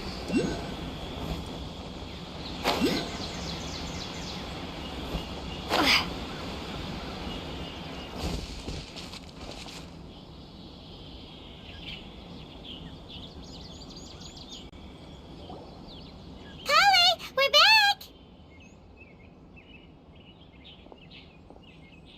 Welcome back! You must be tired after all that climbing. Let's take a little break. I brought some fruit and water for us. Yay! Food! What kind of goodies did you bring? Hey! Don't be a party pooper! It's not like Kale is a stranger or anything. Besides, the best way to compliment a chef is to show passion for their food. Xiangling taught Paimon that. I prepared a nice portable dish that forest rangers like to eat called pita pockets. I hope you'll like them. Whoops! Ah, no! You dropped it on the ground! Not to worry. I wrapped a few layers of oiled paper around each pita. They should be fine. Oh, whew. Paimon nearly had a heart attack there.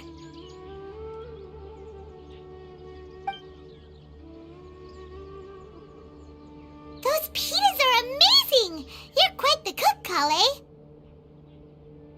Thank goodness you wrapped them in paper. Paimon wouldn't have been able to sleep at night knowing something so tasty had been wasted. You really know how to compliment the chef, Paimon. Since you liked it so much, I'll be sure to give you a copy of the recipe sometime. I'll even include all my personal cooking pointers, so you'll be making your own pita pockets in no time. Yay! Thanks, Kale! It's hard to believe someone as diligent as you could have clumsy moments too. Oh, I guess it happens from time to time. So, Kale, don't you think that Tainari's a little too strict with you? He won't let you touch anything without his permission. Paimon knocks stuff over all the time flying around the Traveler, but she's never said anything. Everyone has their clumsy moments.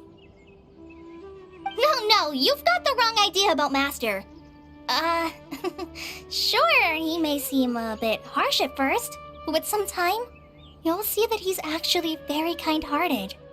I've heard the veteran rangers say that Master is from some ancient and mysterious race that is known for their cunning wit and reclusive nature, but Master is actually very kind at heart. Oh, by the way, you've heard of the Academia, right? Well, there's a group called,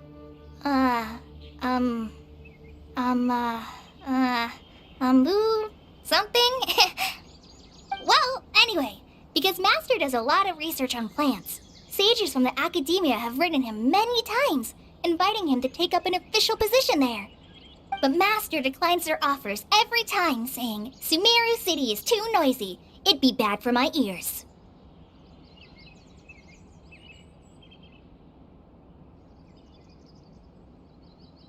I know, right? I've always wanted to pet them too. Anyway, Master could have easily left the rainforest to take up a position at the academia, but he chose to stay here instead as a forest watcher, helping the locals every day and passing on his knowledge to trainees. In fact, Master's the one who taught me how to make pita pockets. Really? Paimon would have never guessed that. Oh, speaking of Tainari, he was the one who took care of you after finding you passed out yesterday. He even carried you all the way here. Paimon's still kinda upset, though. He kept scolding Paimon the entire way here. Oh no, I'm sorry. Master might have been overreacting a little. But, it's mostly because Paimon wouldn't stop yelling, Why, oh why? Is she going to die? It probably started to get under Master's skin after a while. Hey! Don't laugh! Paimon was genuinely concerned about you.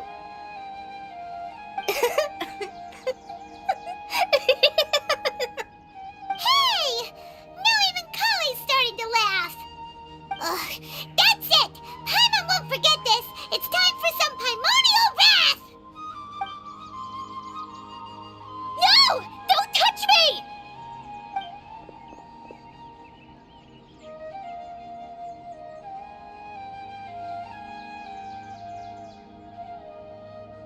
Oh, sorry, Kale.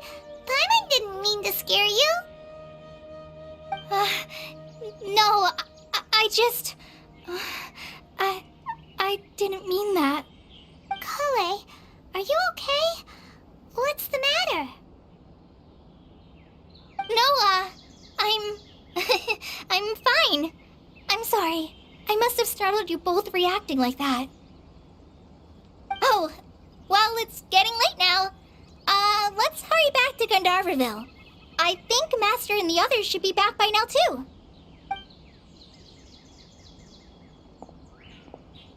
Huh?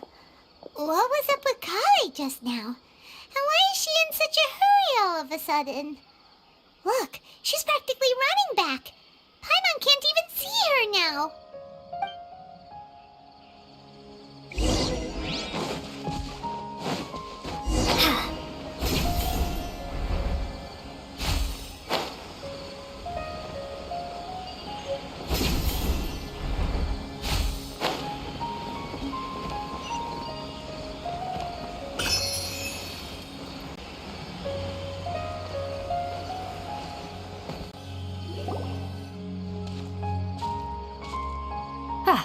Traveler, you've returned. Yep, we're back. Have you seen Kale by any chance? Oh, Kale? Yes, I saw her go into her room just a moment ago. Oh, okay. Guess we'll just have to wait and talk to her tomorrow then.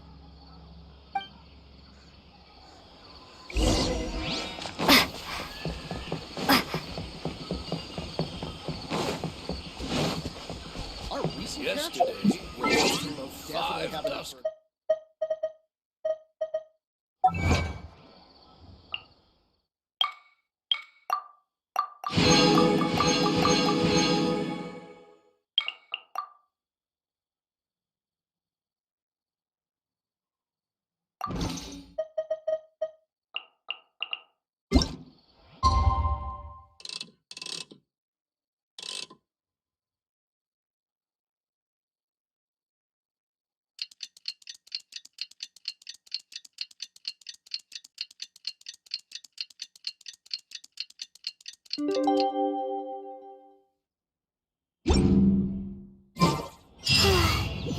Paimon was thinking all night about what happened with Kale, and still can't figure out what the problem might be.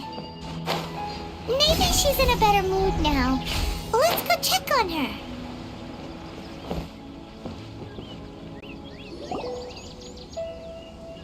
Ah, it's you two. I was just about to go look for you. Huh? Tainari, what are you doing here? Where's Kale? I came to check on Kale's condition. To put it simply, she's not well. You mean she's sick? How could she be... Oh, wait a minute. Could it be because of what Paimon did yesterday? No need to worry. Something as small as you could never harm her. This sickness is something that Kale has been dealing with for some time. Kale has been more excited than usual since you two arrived. A little too much so, to be honest. She hasn't remembered to take care of herself. I suppose it's understandable, though. She hasn't been around anyone she considered a friend for some time now. It must have been refreshing for her to have you two here. So, Tainari, what's really wrong with Kale? Let's take this conversation elsewhere. Kale just fell asleep after taking her medicine. She needs some peace and quiet.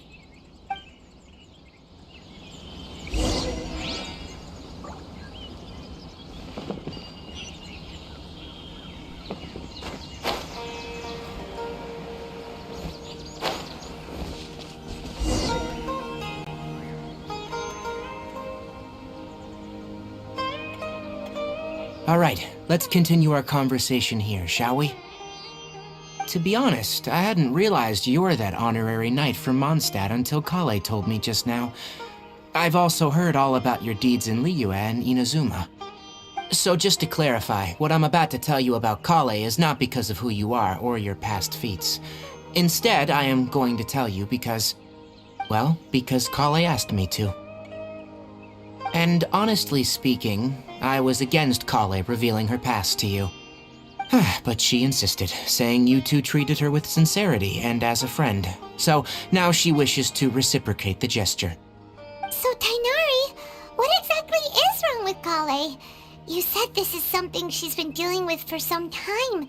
Just how serious is it? Right. Ever since she was a child, she's been afflicted with a disease called Elazar. Elazar? Yes. It's a disease unique to the lands of Sumeru. It is characterized by dark and hardened scales that form on the body.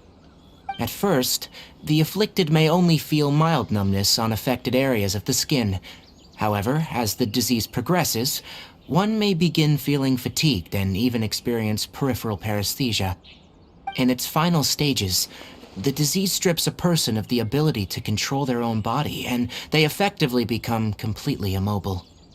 That sounds terrifying. Wait, hold on. So when Kale seemed to be acting a little clumsy earlier, it was because... Correct. That would be the effects of Elazar, which is precisely why I do not want her carrying or holding anything, lest she ends up hurting herself.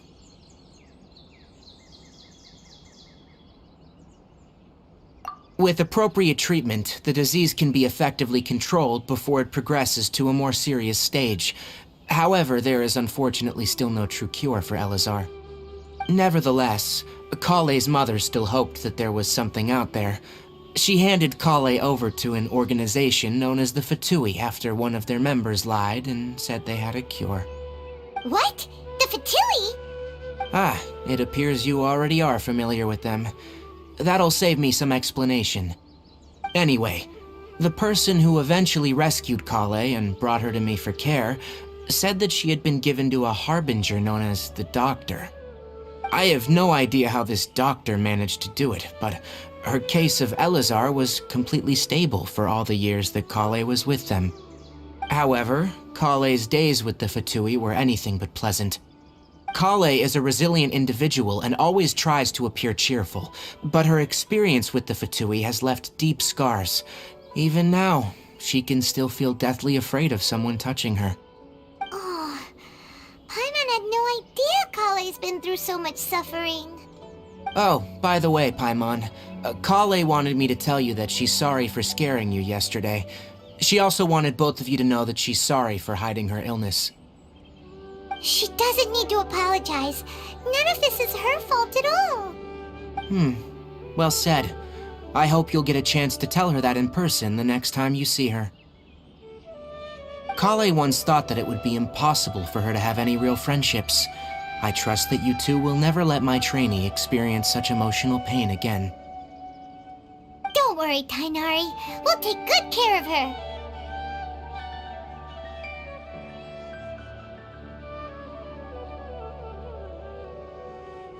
Well, it's not too serious at this point.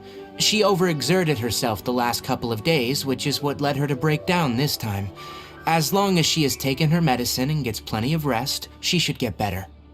Though I must admit that Kale's condition was much more stable when she first arrived here in Gandharvaville. She was interested in the work of the forest rangers the moment she saw us.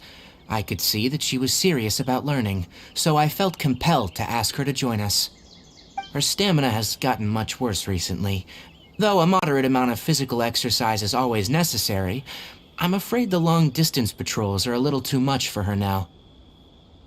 Alright, now that I've told you about Kale's past, I think I'll head into the rainforest to find some ingredients needed for her medicine. I'll see you two later.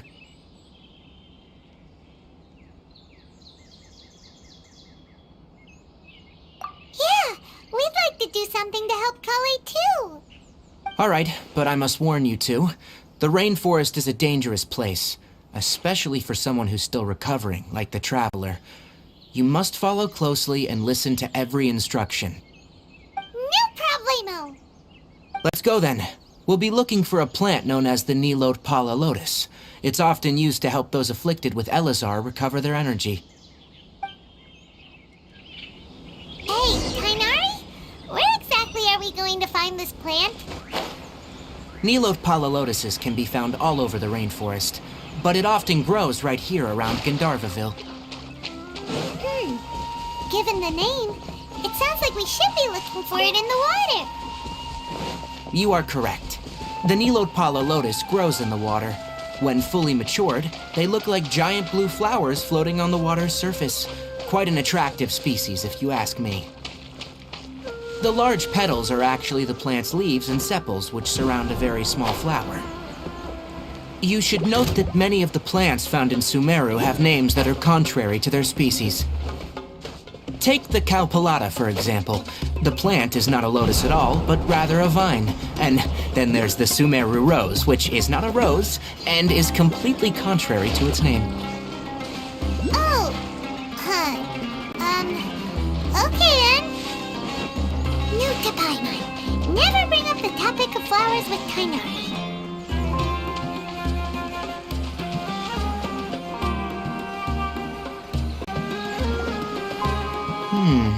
There should be Nilode Pala Lotuses growing somewhere in this area. Let's split up and begin searching. If you could manage to gather 4 of them, that would be sufficient. We'll rendezvous here once you've gathered the needed amount.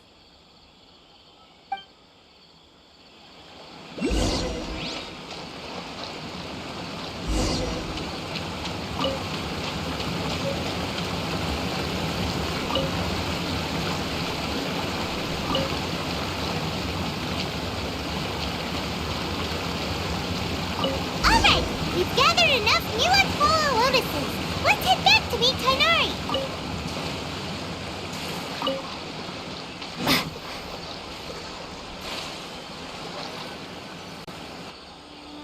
Hey, Tainari! We found the lotuses you requested.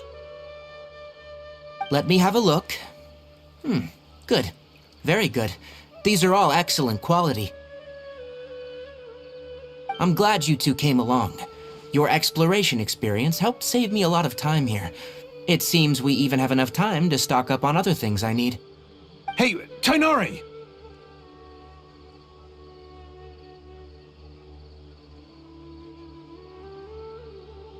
Oh, Tainari! Someone's calling your name!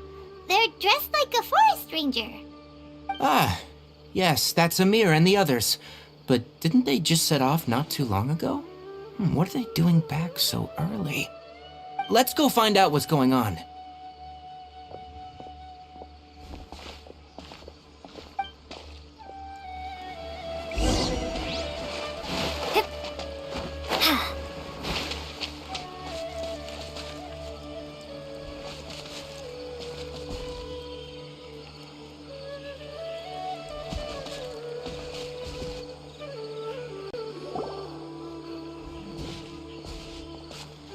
Tainari, thank goodness we found you here. We were just about to head back and find you at Gandharvaville. What's going on? We just discovered a withering zone. The Withering is back? But the patrol route you were on should have been already cleared just a week ago. It reappeared so quickly. Can you tell me the exact location? It's up ahead, deep in the river valley. It's appeared in a spot that blocks nearly the entire narrow part of the valley area, so we decided to come find you as quickly as possible. And the radius of the contamination? Sorry, I couldn't get a clear enough view to tell. No one in our patrol team had a vision, and it appeared to still be spreading, so we didn't risk getting any closer. Okay, I understand. You made the right decision. I'll go deal with it right away. In the meantime, please guide these two back to Gandharvaville. Wait, Tainari, why don't you let us help you? You two have only just arrived in Sumeru. You're still unfamiliar with many things in these lands. There's a unique type of anomaly that occurs in the Sumeru rainforest. It's called the Withering. The affected areas not only cause nearby vegetation to wither, but it's also lethal to wildlife and even people. If you don't carry a vision, then you should think twice before approaching such places. Yes, Amir is absolutely right. I wasn't kidding when I said the rainforest is a dangerous place. As Amir said, only someone with a vision, that is, the power to manipulate elements, will be able to resist the Withering's corrosive effects for a time. That's right. If any of the forest rangers without a vision come across a withering zone, we first make a record of the location and then have a ranger with the proper abilities deal with it, like Tainari here. Only someone with a vision can venture within a withering zone and find a way to deal with it. But you don't seem to carry a vision. Don't worry, she may not have a vision, but she's a real pro at using the power of the elements. Seems the rumors about you were true then. In that case, all right, you two may accompany me.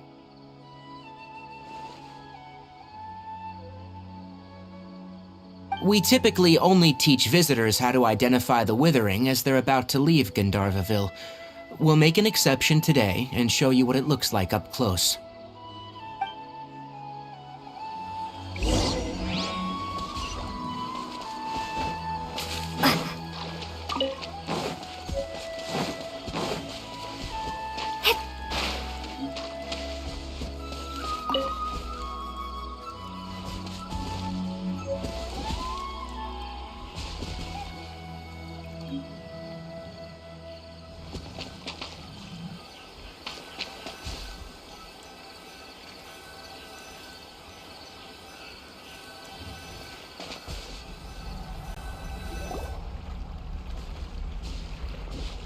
Stop. Don't move any further. Look there, in the distance. Huh? Where? Oh, look! Those plants have withered! That whole area is kinda gloomy. Even the air looks like it's filled with ash. Oh, Paimon doesn't like the look of this. That is the Withering. All right, Traveler. We're gonna have to enter that Withering zone. Once inside, we'll need to look for what we call tumors of the Withering. If we eliminate those, then the area will be saved. Thank you. But I must warn you, don't push yourself. This is your first time handling this sort of thing, after all. Even with elemental powers, once you step inside the Withering zone, you may experience extreme discomfort. If at any point it becomes too much, return outside the zone and take a breather. It could become a matter of life and death. You ready then? Let's go.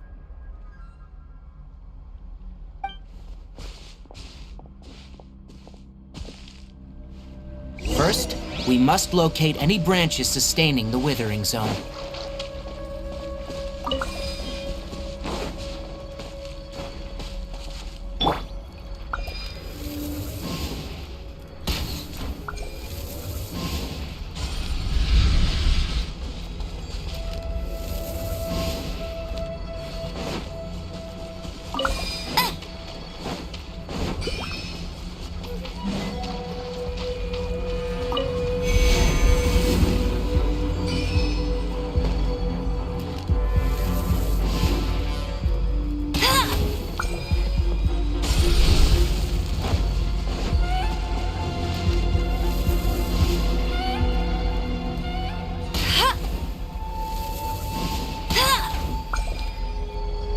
Great work.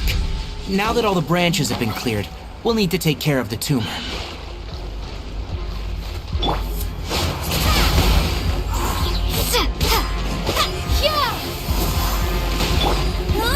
Get it! Let it rain! Dodge this! Oh, so sorry.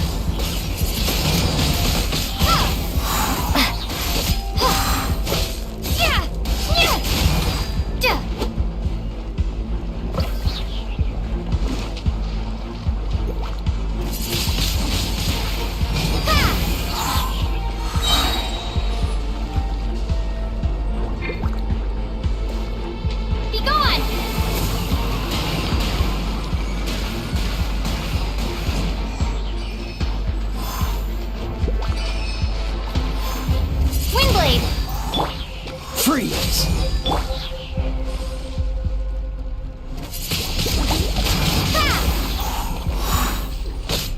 Hey! No escape! Now! Destroy the tumor of the withering!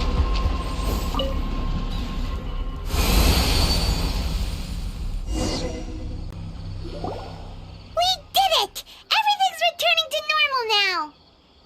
Yes. Thanks to you two, we were able to quickly restore this area back to normal. Kainari? You make it sound like we did well, but why does Paimon have the feeling you're worried about something? It's that obvious, huh? Alright, it's like this. Recently, the rate at which withering zones appear has been increasing. Even though we were able to quickly clear that withering zone, it won't be long before another one appears. If that simply meant more work for me, then that wouldn't be an issue. But it's far more severe than that. The withering is leaving lasting effects on the rainforest itself. For instance, even though we cleared out the withering zone, many of the plants that were affected will not recover. This presents a crisis for the ecosystem itself. Many plants in the rainforest are already in decline, directly impacting the wildlife that depends on those plants.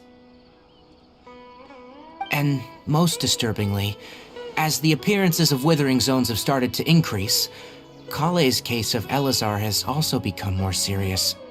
Huh? Well, why's that? I'm still not sure of the exact reason.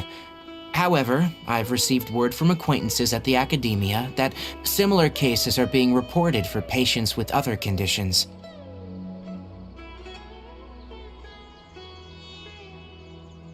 No, none that we know of. The withering has been recorded in Sumeru for millennia. It's said that it originates from the depths of the world. Oh, by the way, have you heard of Irminsul before? Irminsul is a tree located deep beneath the surface.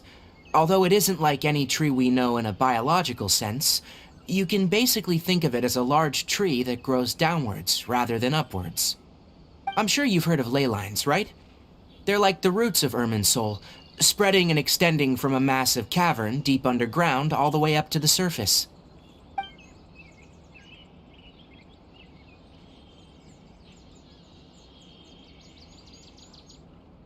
Ley lines continually absorb the memories of this world, which are then funneled into Irminsul, allowing it to collect knowledge and wisdom from ancient times to present day. The Dendro Archon is known as the God of Wisdom because her consciousness is directly connected to it.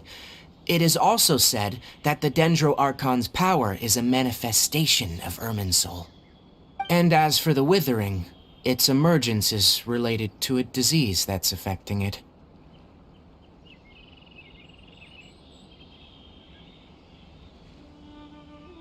That's right. My ancestors learned of this from Greater Lord Rukkhadevata's familiars a long time ago, but even those mysterious creatures did not know of a cure for Irminsul. I'm afraid we Rangers will be battling the Withering Zones here for a long time, until a cure is found.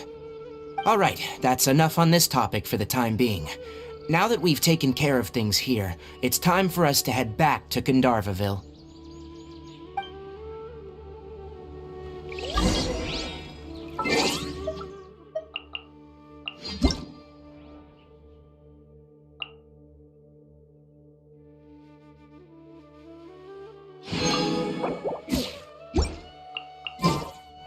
You can't keep up with me!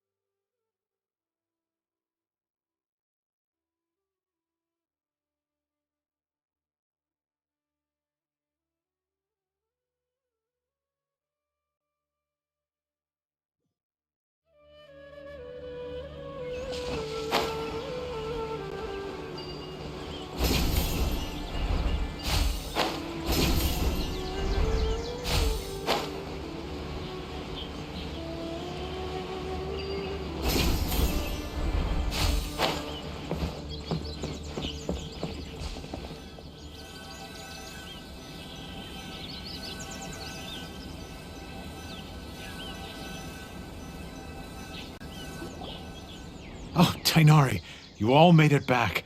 How did it go? The withering zone you reported has been taken care of. No need to worry. Huh? Wait, is that? Oh no! Hypatia!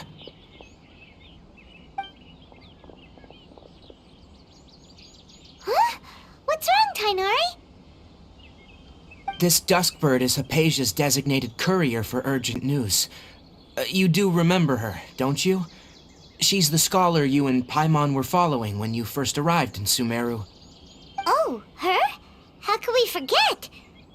So did something happen? Let me see what's written in the letter first. So what's it say? And what's with that weird expression on your face? Just let Paimon read it. Huh? All Paimon sees are 3 squiggly lines. Yes. Allow me to explain. After we brought you from Hypatia's cave to Gandharvaville, Hypatia resumed her meditation. She must have just finished. It's been nearly 3 days since she's had anything to eat, and it appears she's forgotten to prepare some rations. This letter is her asking us for help. We need to go. What? You mean she's been sitting there for 3 days?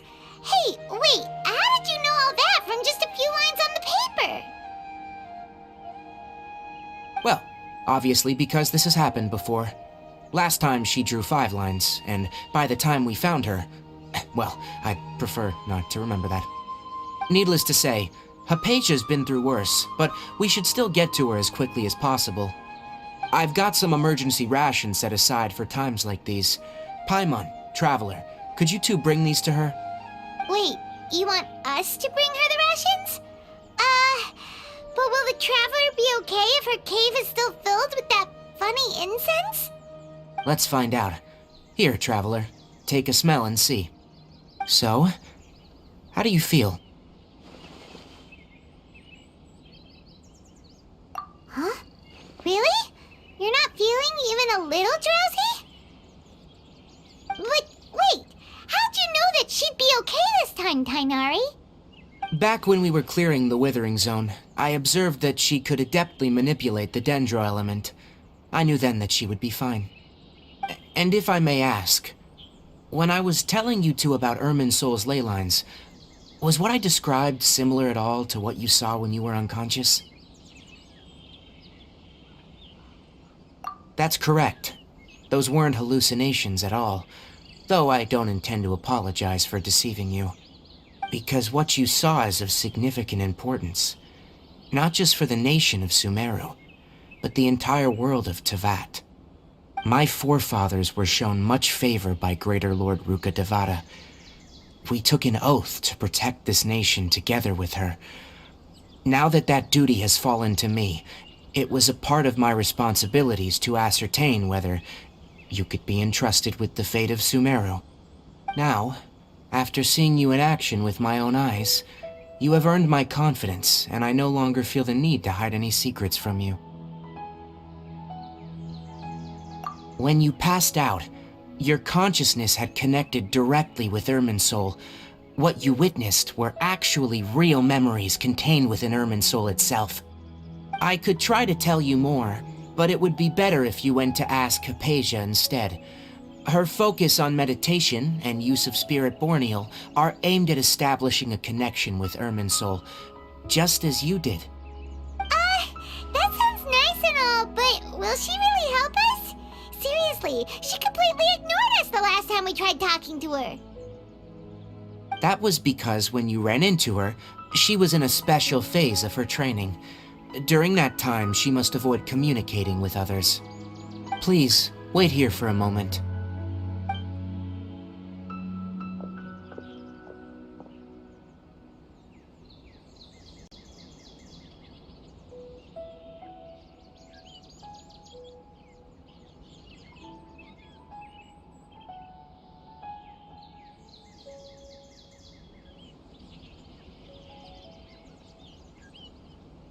Here, take these. It's a meal I packed for Hypatia, as well as some other ingredients. I'm sure it'll come in handy. Also, here's a letter that I would like you to give to her. Just show it to her, and she'll answer any questions you may have. No, I should be the one thanking you. You've both been a great help these last few days.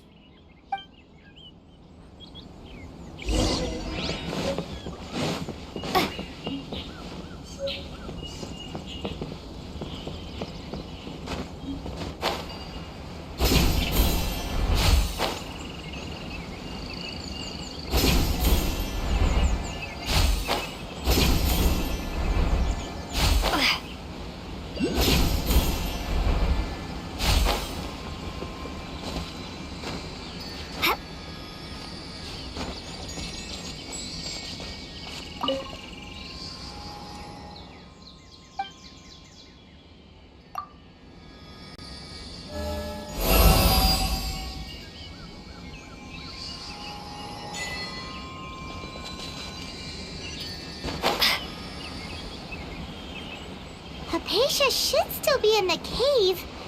Let's go inside and see how she's doing.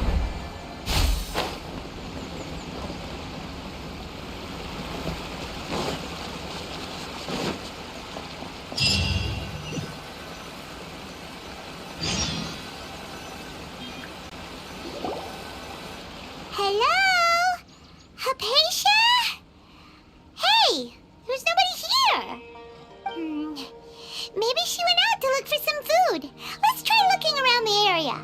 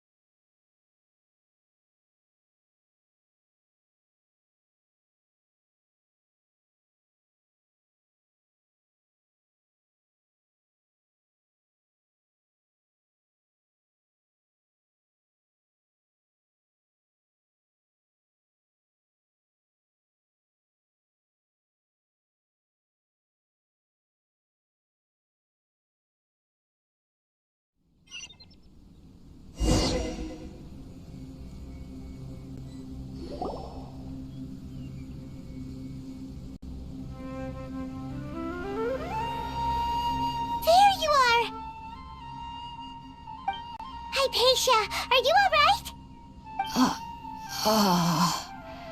So hungry. Need water. There's no way we can get her to eat in her current condition. Let's try finding some water first. Huh? Wait. Why does it look super foggy outside all of a sudden? Anyway, let's go look around.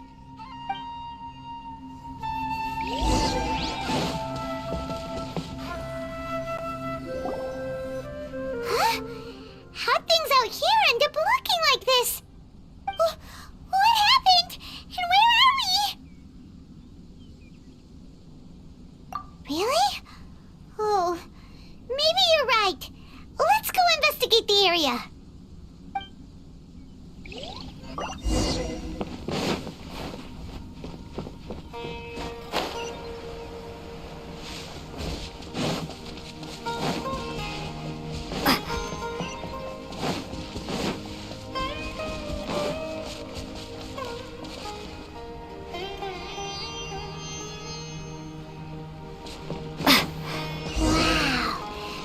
This is huge! I knew there's something off about that cave.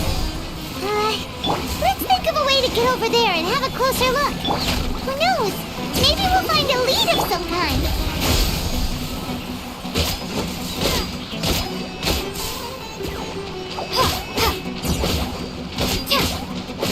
Propagate!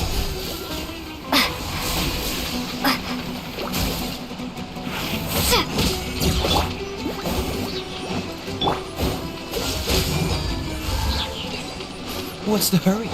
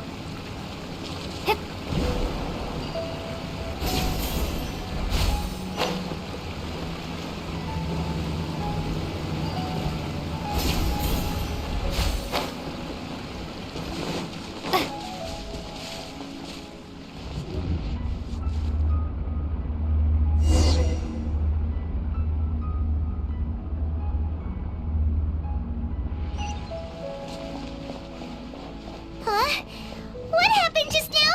Why'd everything around us suddenly change?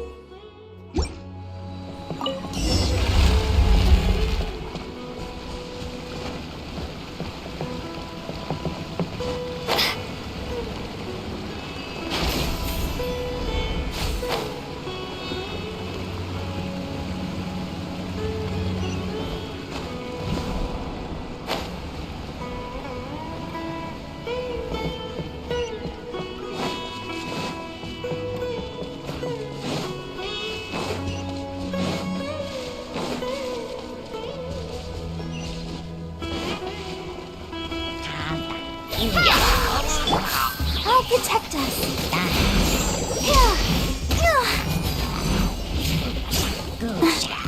Come on, we can do it. Propagate. Cool it! This moment will be frozen in time. Germinate.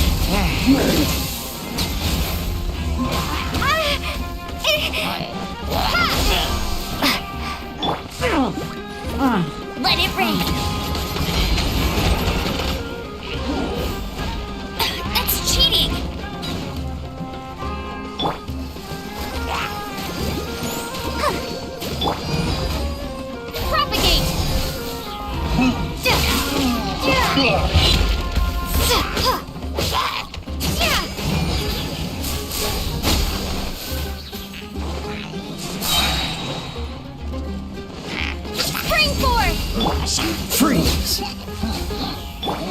Go,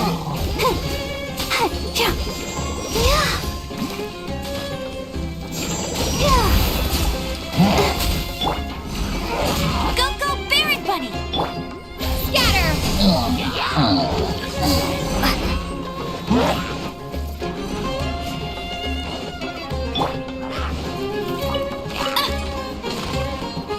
No one escapes my sights!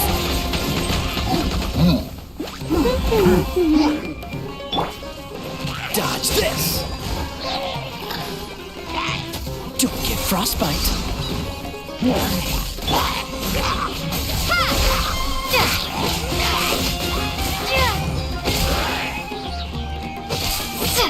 Let the show begin.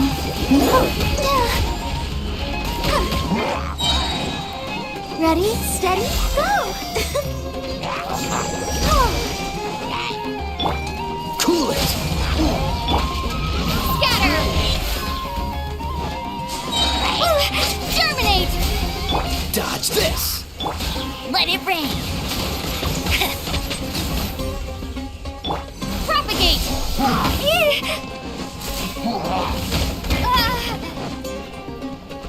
Let's dance.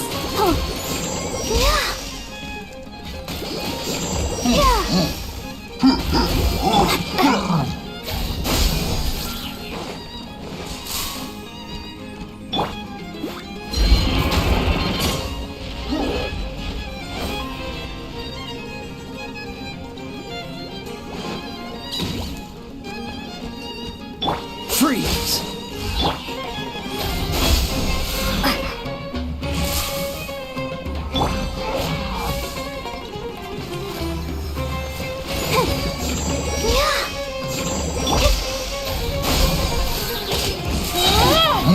Springboard!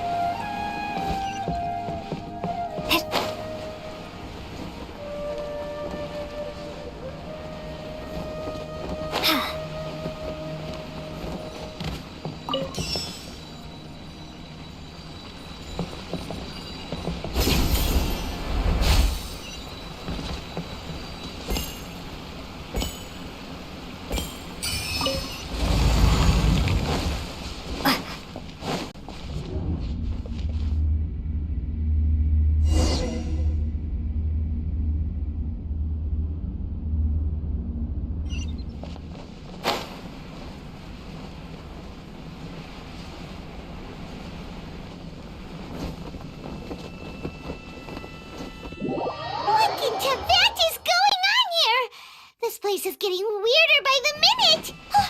Hey! What's the matter? You don't look so good!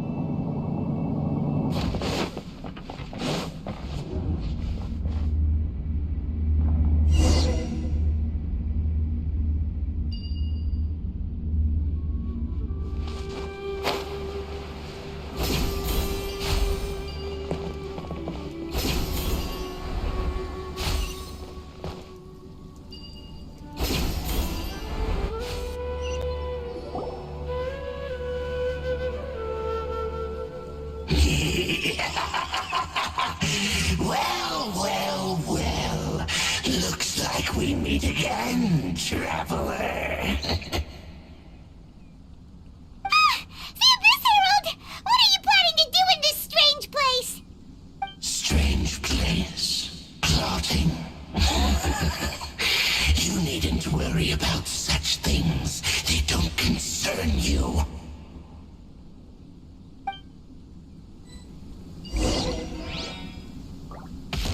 Bow before the abyss!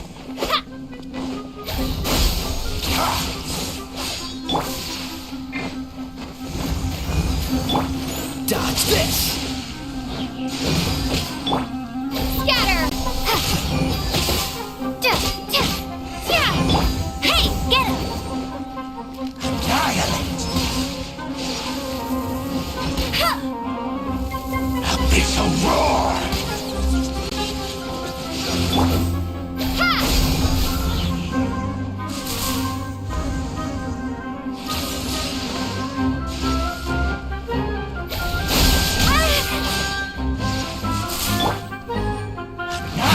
Don't push your luck. Dodge this! No one escapes my sights! Scatter! Let the show begin!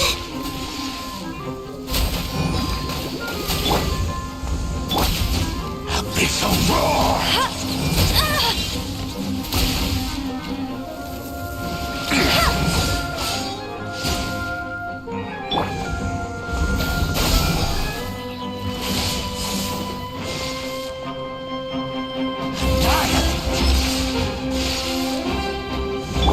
Get him!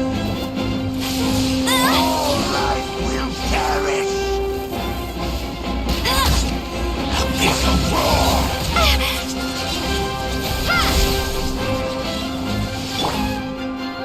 Freeze!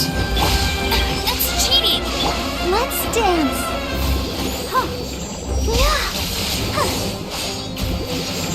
Oh. Yeah. Hey. Propagate! Dodge this! Go, Baron Bunny!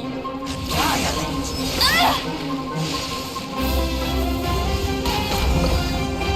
Abyssal Let it roar! rain! Scatter!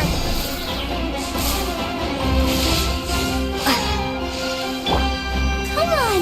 We can do it! Life will perish! Annihilate! That's cheating!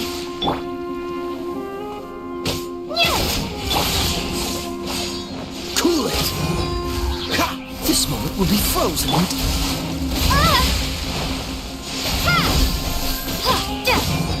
Spring forth! Let the show The begin! end is nigh!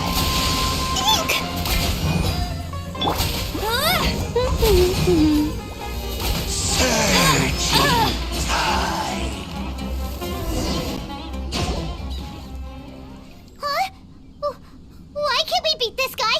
Oh, Paimon doesn't get it! We faced others like him before! What's wrong this time? Traveler, though you may have managed to avert countless crises before, your good fortune was bound to end sooner or later. It's time you realize how weak and powerless you really are.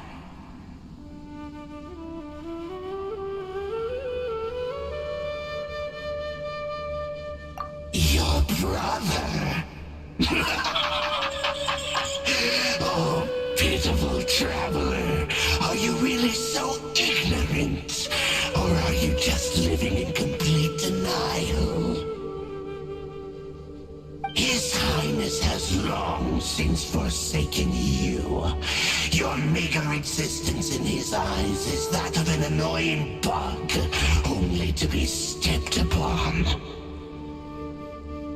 The bonds of love and family which drive you to find your sibling are utterly gone. Your journey is meaningless. But don't you fret now. Today will be your last. Now die!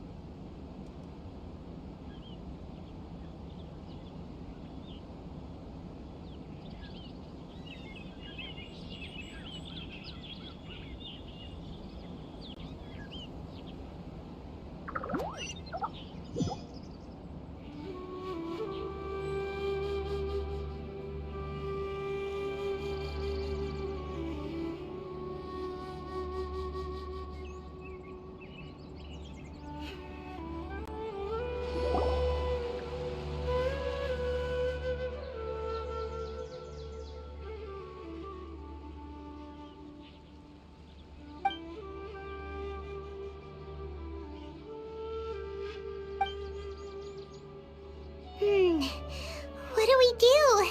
We haven't seen Hypatia anywhere out here.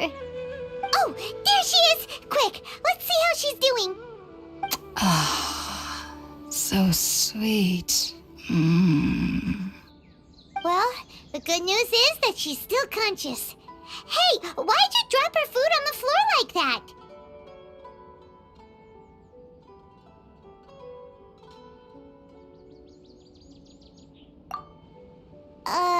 Are you okay? That's really not like you. Anyways, we can talk about this later. We better make sure she's alright first.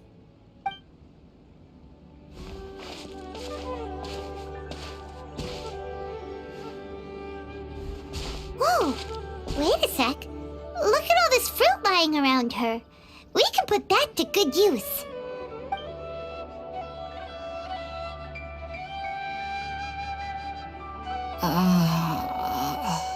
Who is there?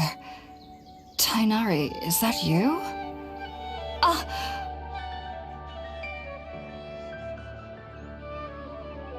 Huh? It's okay. You can relax, Hypatia. Tainari sent us here to bring you some food and water. Here, we have a letter that he asked us to give you.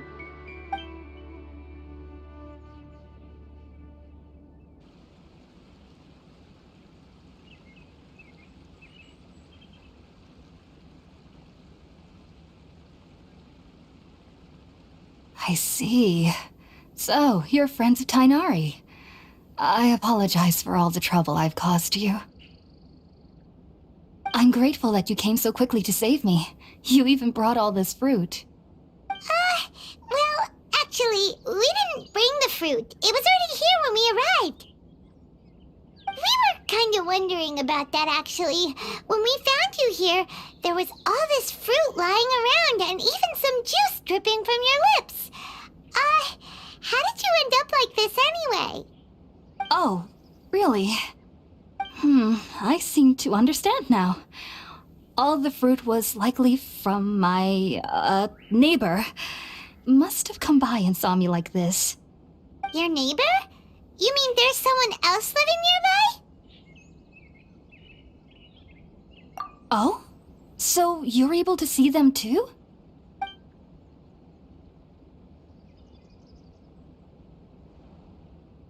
Wait, hold on a second, Traveler. You say that before we arrived, you saw some mysterious creature and suddenly had a strange dream? Isn't that a little too crazy to believe? No, I actually do believe what the traveler is saying. I myself had a similar experience once before and ended up scaring my timid little neighbor here. You needn't worry. They mean you no harm. They only dragged you into the dream because they hoped to buy themselves a little time in order to scurry away. So, Hypatia, just what kind of creature is your neighbor exactly? I'm not sure what it's called, to be honest. But I do know that they have some sort of deeper connection with the Dendro Archon.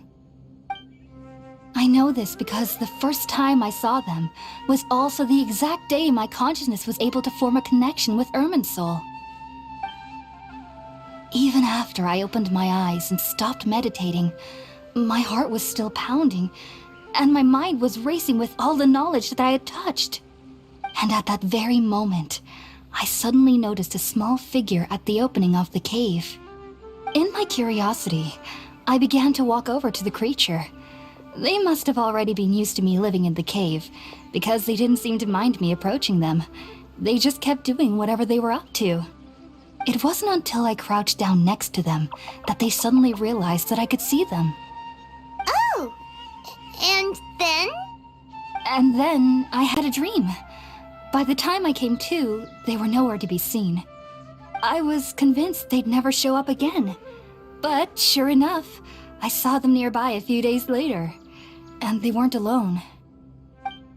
I feel like they aren't as afraid of me as the first time I approached them. But I never would have expected them to save me. Yes, no doubt about that. By the way, Tighnari mentioned in his letter that you had questions for me regarding Irminsul.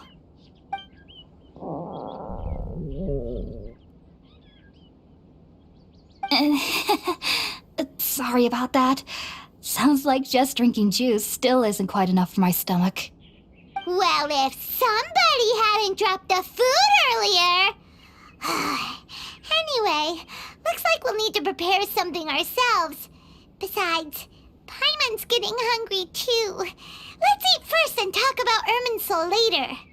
Alright, we're up, Traveler. Today's menu will feature Sweet Madame and a radish veggie soup. You'll love them, Hypatia. They're our specialties after all. Sounds good. I've never tried any dishes from other nations before. I certainly look forward to it. It's been so long since I've had a decent meal, too. To be honest, the last time had to be when Tighnari came to visit.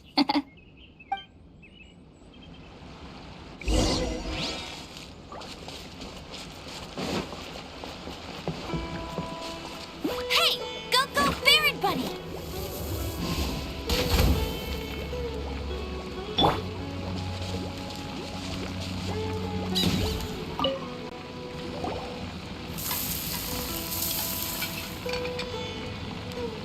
All done! Let's use the empty box that Tighnari gave us since we already washed it. Oh, it smells amazing! And the box is a nice touch, too! Let's go serve this up and start eating with Hypatia!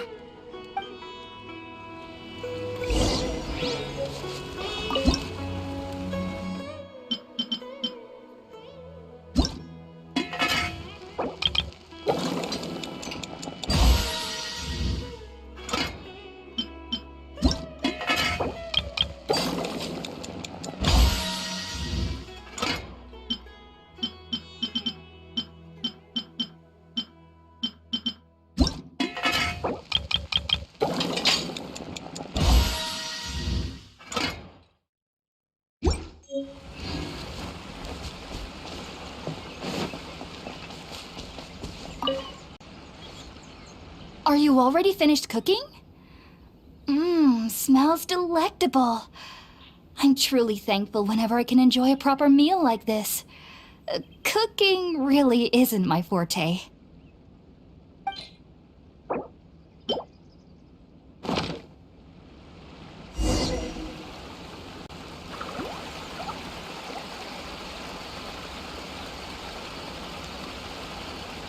Even though everything you mentioned was in Tighnari's letter, it's still hard to believe you were able to connect with Irminsul immediately after smelling Spiritborn eel for the first time. It took me nearly 3 years before I could do so. And everyone at the academia even lauded me as a genius. You should know that some researchers spent their entire lives without ever successfully connecting with Irminsul as you have. So why does this incense allow people to connect to Irminsul? The ingredients used to make Spiritborn Ale primarily consist of plants created by Greater Lord Rukkhadevata. These special ingredients are conducive to heightening our senses to the Dendro Archon's power. Since the root of the Dendro Archon's power lies within Irminsul, we can occasionally tap into her powers to peer into the depths of the earth. Naturally, anyone who can establish a connection with Irminsul in their first ever attempt must be a person of great understanding. Makes sense. But Paimon's got a question. Why was she sensitive to the smell of those plants for such a long time? That was primarily due to her body's unique constitution. Stimulated by the incense, she could perceive the Dendro Archon's power and experience the sensory overload, hence the adverse reactions. Taking in any scent similar to the ingredients of Spiritborn Ale would cause adverse effects. Not to worry though, it appears you've already fully recovered. Technically, your body should still be sensitive to the powers of the Dendro Archon, but unless you're using intentional meditation techniques, the scent of Spiritborn Ale should no longer trigger such reactions. Whew. Well, that's a relief. I must admit, I am quite envious of your abilities. Even if it meant suffering from pounding headaches for the rest of my life, I'd consider it worthwhile so long as I could connect with Irminsul at will. Whoa, you're really serious about this whole thing, aren't you? I am a researcher after all. As a member of the Ritawe Starshan at the Academia, my main area of research is the stars and their connection to the fate of living beings. But there is still so much we don't know, especially regarding the mysteries that lie in the starry skies. Which is why I must turn to the all-knowing Irminsul for answers. If only my perception wasn't so limited. Unfortunately, I cannot guarantee that my every attempt to attune with Irminsul will be successful, or that doing so will leave my consciousness intact. I am currently in the stage of training known as Satyavada life. Many researchers in Sumeru have lost their minds while seeking to attune with Irminsul during this stage. Sages have said that Irminsul contains divine knowledge, and touching such knowledge without the proper preparations and abilities will only lead to one's mind caving in on itself. That's why we meditate alone. We need to ensure that our minds will be calm while minimizing the possibility of involving anyone else. Whoa, so knowledge from Irminsul could be super dangerous. Don't you ever feel afraid of the risk, Hypatia? Of course I do. Especially during nights that are pitch black with no moonlight, and dead silent without even the sound of insects. However, I've been feeling better as of late. I don't get as scared anymore knowing that I have a little neighbor living nearby. I believe that being able to see them is a sort of blessing from the Dendro Archon. But what's strangest of all is that they're clearly an envoy of the God of Wisdom herself, and they have the curious power to make people dream. What's so strange about that? It doesn't sound so out of place for a divine being, does it? Well, it's strange because nearly nobody in Sumeru can ever dream. Huh. Is that true? Yes, well, to an extent. Only children can dream in Sumeru. Adults, however, never do. The sages say that wisdom implies rationality, but that which occurs in dreams is often neither rational nor logical.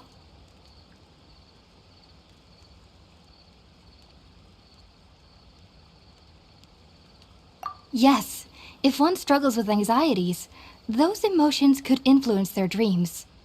The fact that the people of Sumeru do not have dreams is seen as a blessing by the sages. They believe that Greater Lord Rukkhadevata, the God of Wisdom, is keeping us away from the foolish delusions you encounter in your sleep. I was born into a family of scholars in Sumeru City. Ever since I was a child, my parents would always tell me that I'll know I've grown up once I stop dreaming. I studied hard, enrolled as a student in the academia, and went on to become a researcher. Sure enough, I never dreamed again. But then, on the day I scared the little Aranara, I suddenly saw a dream again. It was incredible. Though I don't exactly remember what I saw, I clearly recall the feeling. I suddenly felt like I was a child again. Back then, I was foolish and ignorant as any youth would be, but I was free of fear. Maybe dreaming isn't as bad as we've made it out to be. Just be sure not to speak of this if you travel to Sumeru City. They'll look at you as if you've lost your mind. So, do you have any thoughts about the things she saw when she connected with Irminsul? Sorry. I'm afraid I don't have any answers as of now. All I can say is that what you saw is a memory contained within Irminsul itself. World Forget Me. What could that possibly mean? If only I could ascend past Satyavada life and begin Paripurna life. I might have some more answers for you. If you two are ever in the area again, please be sure to come and see me.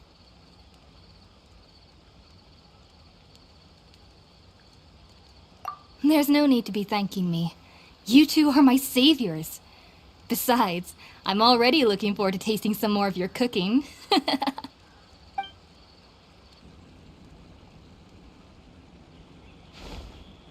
Now that we know Hypatia is alright and had the chance to ask her some questions, Paimon thinks it's about time to head back to Gandharvaville.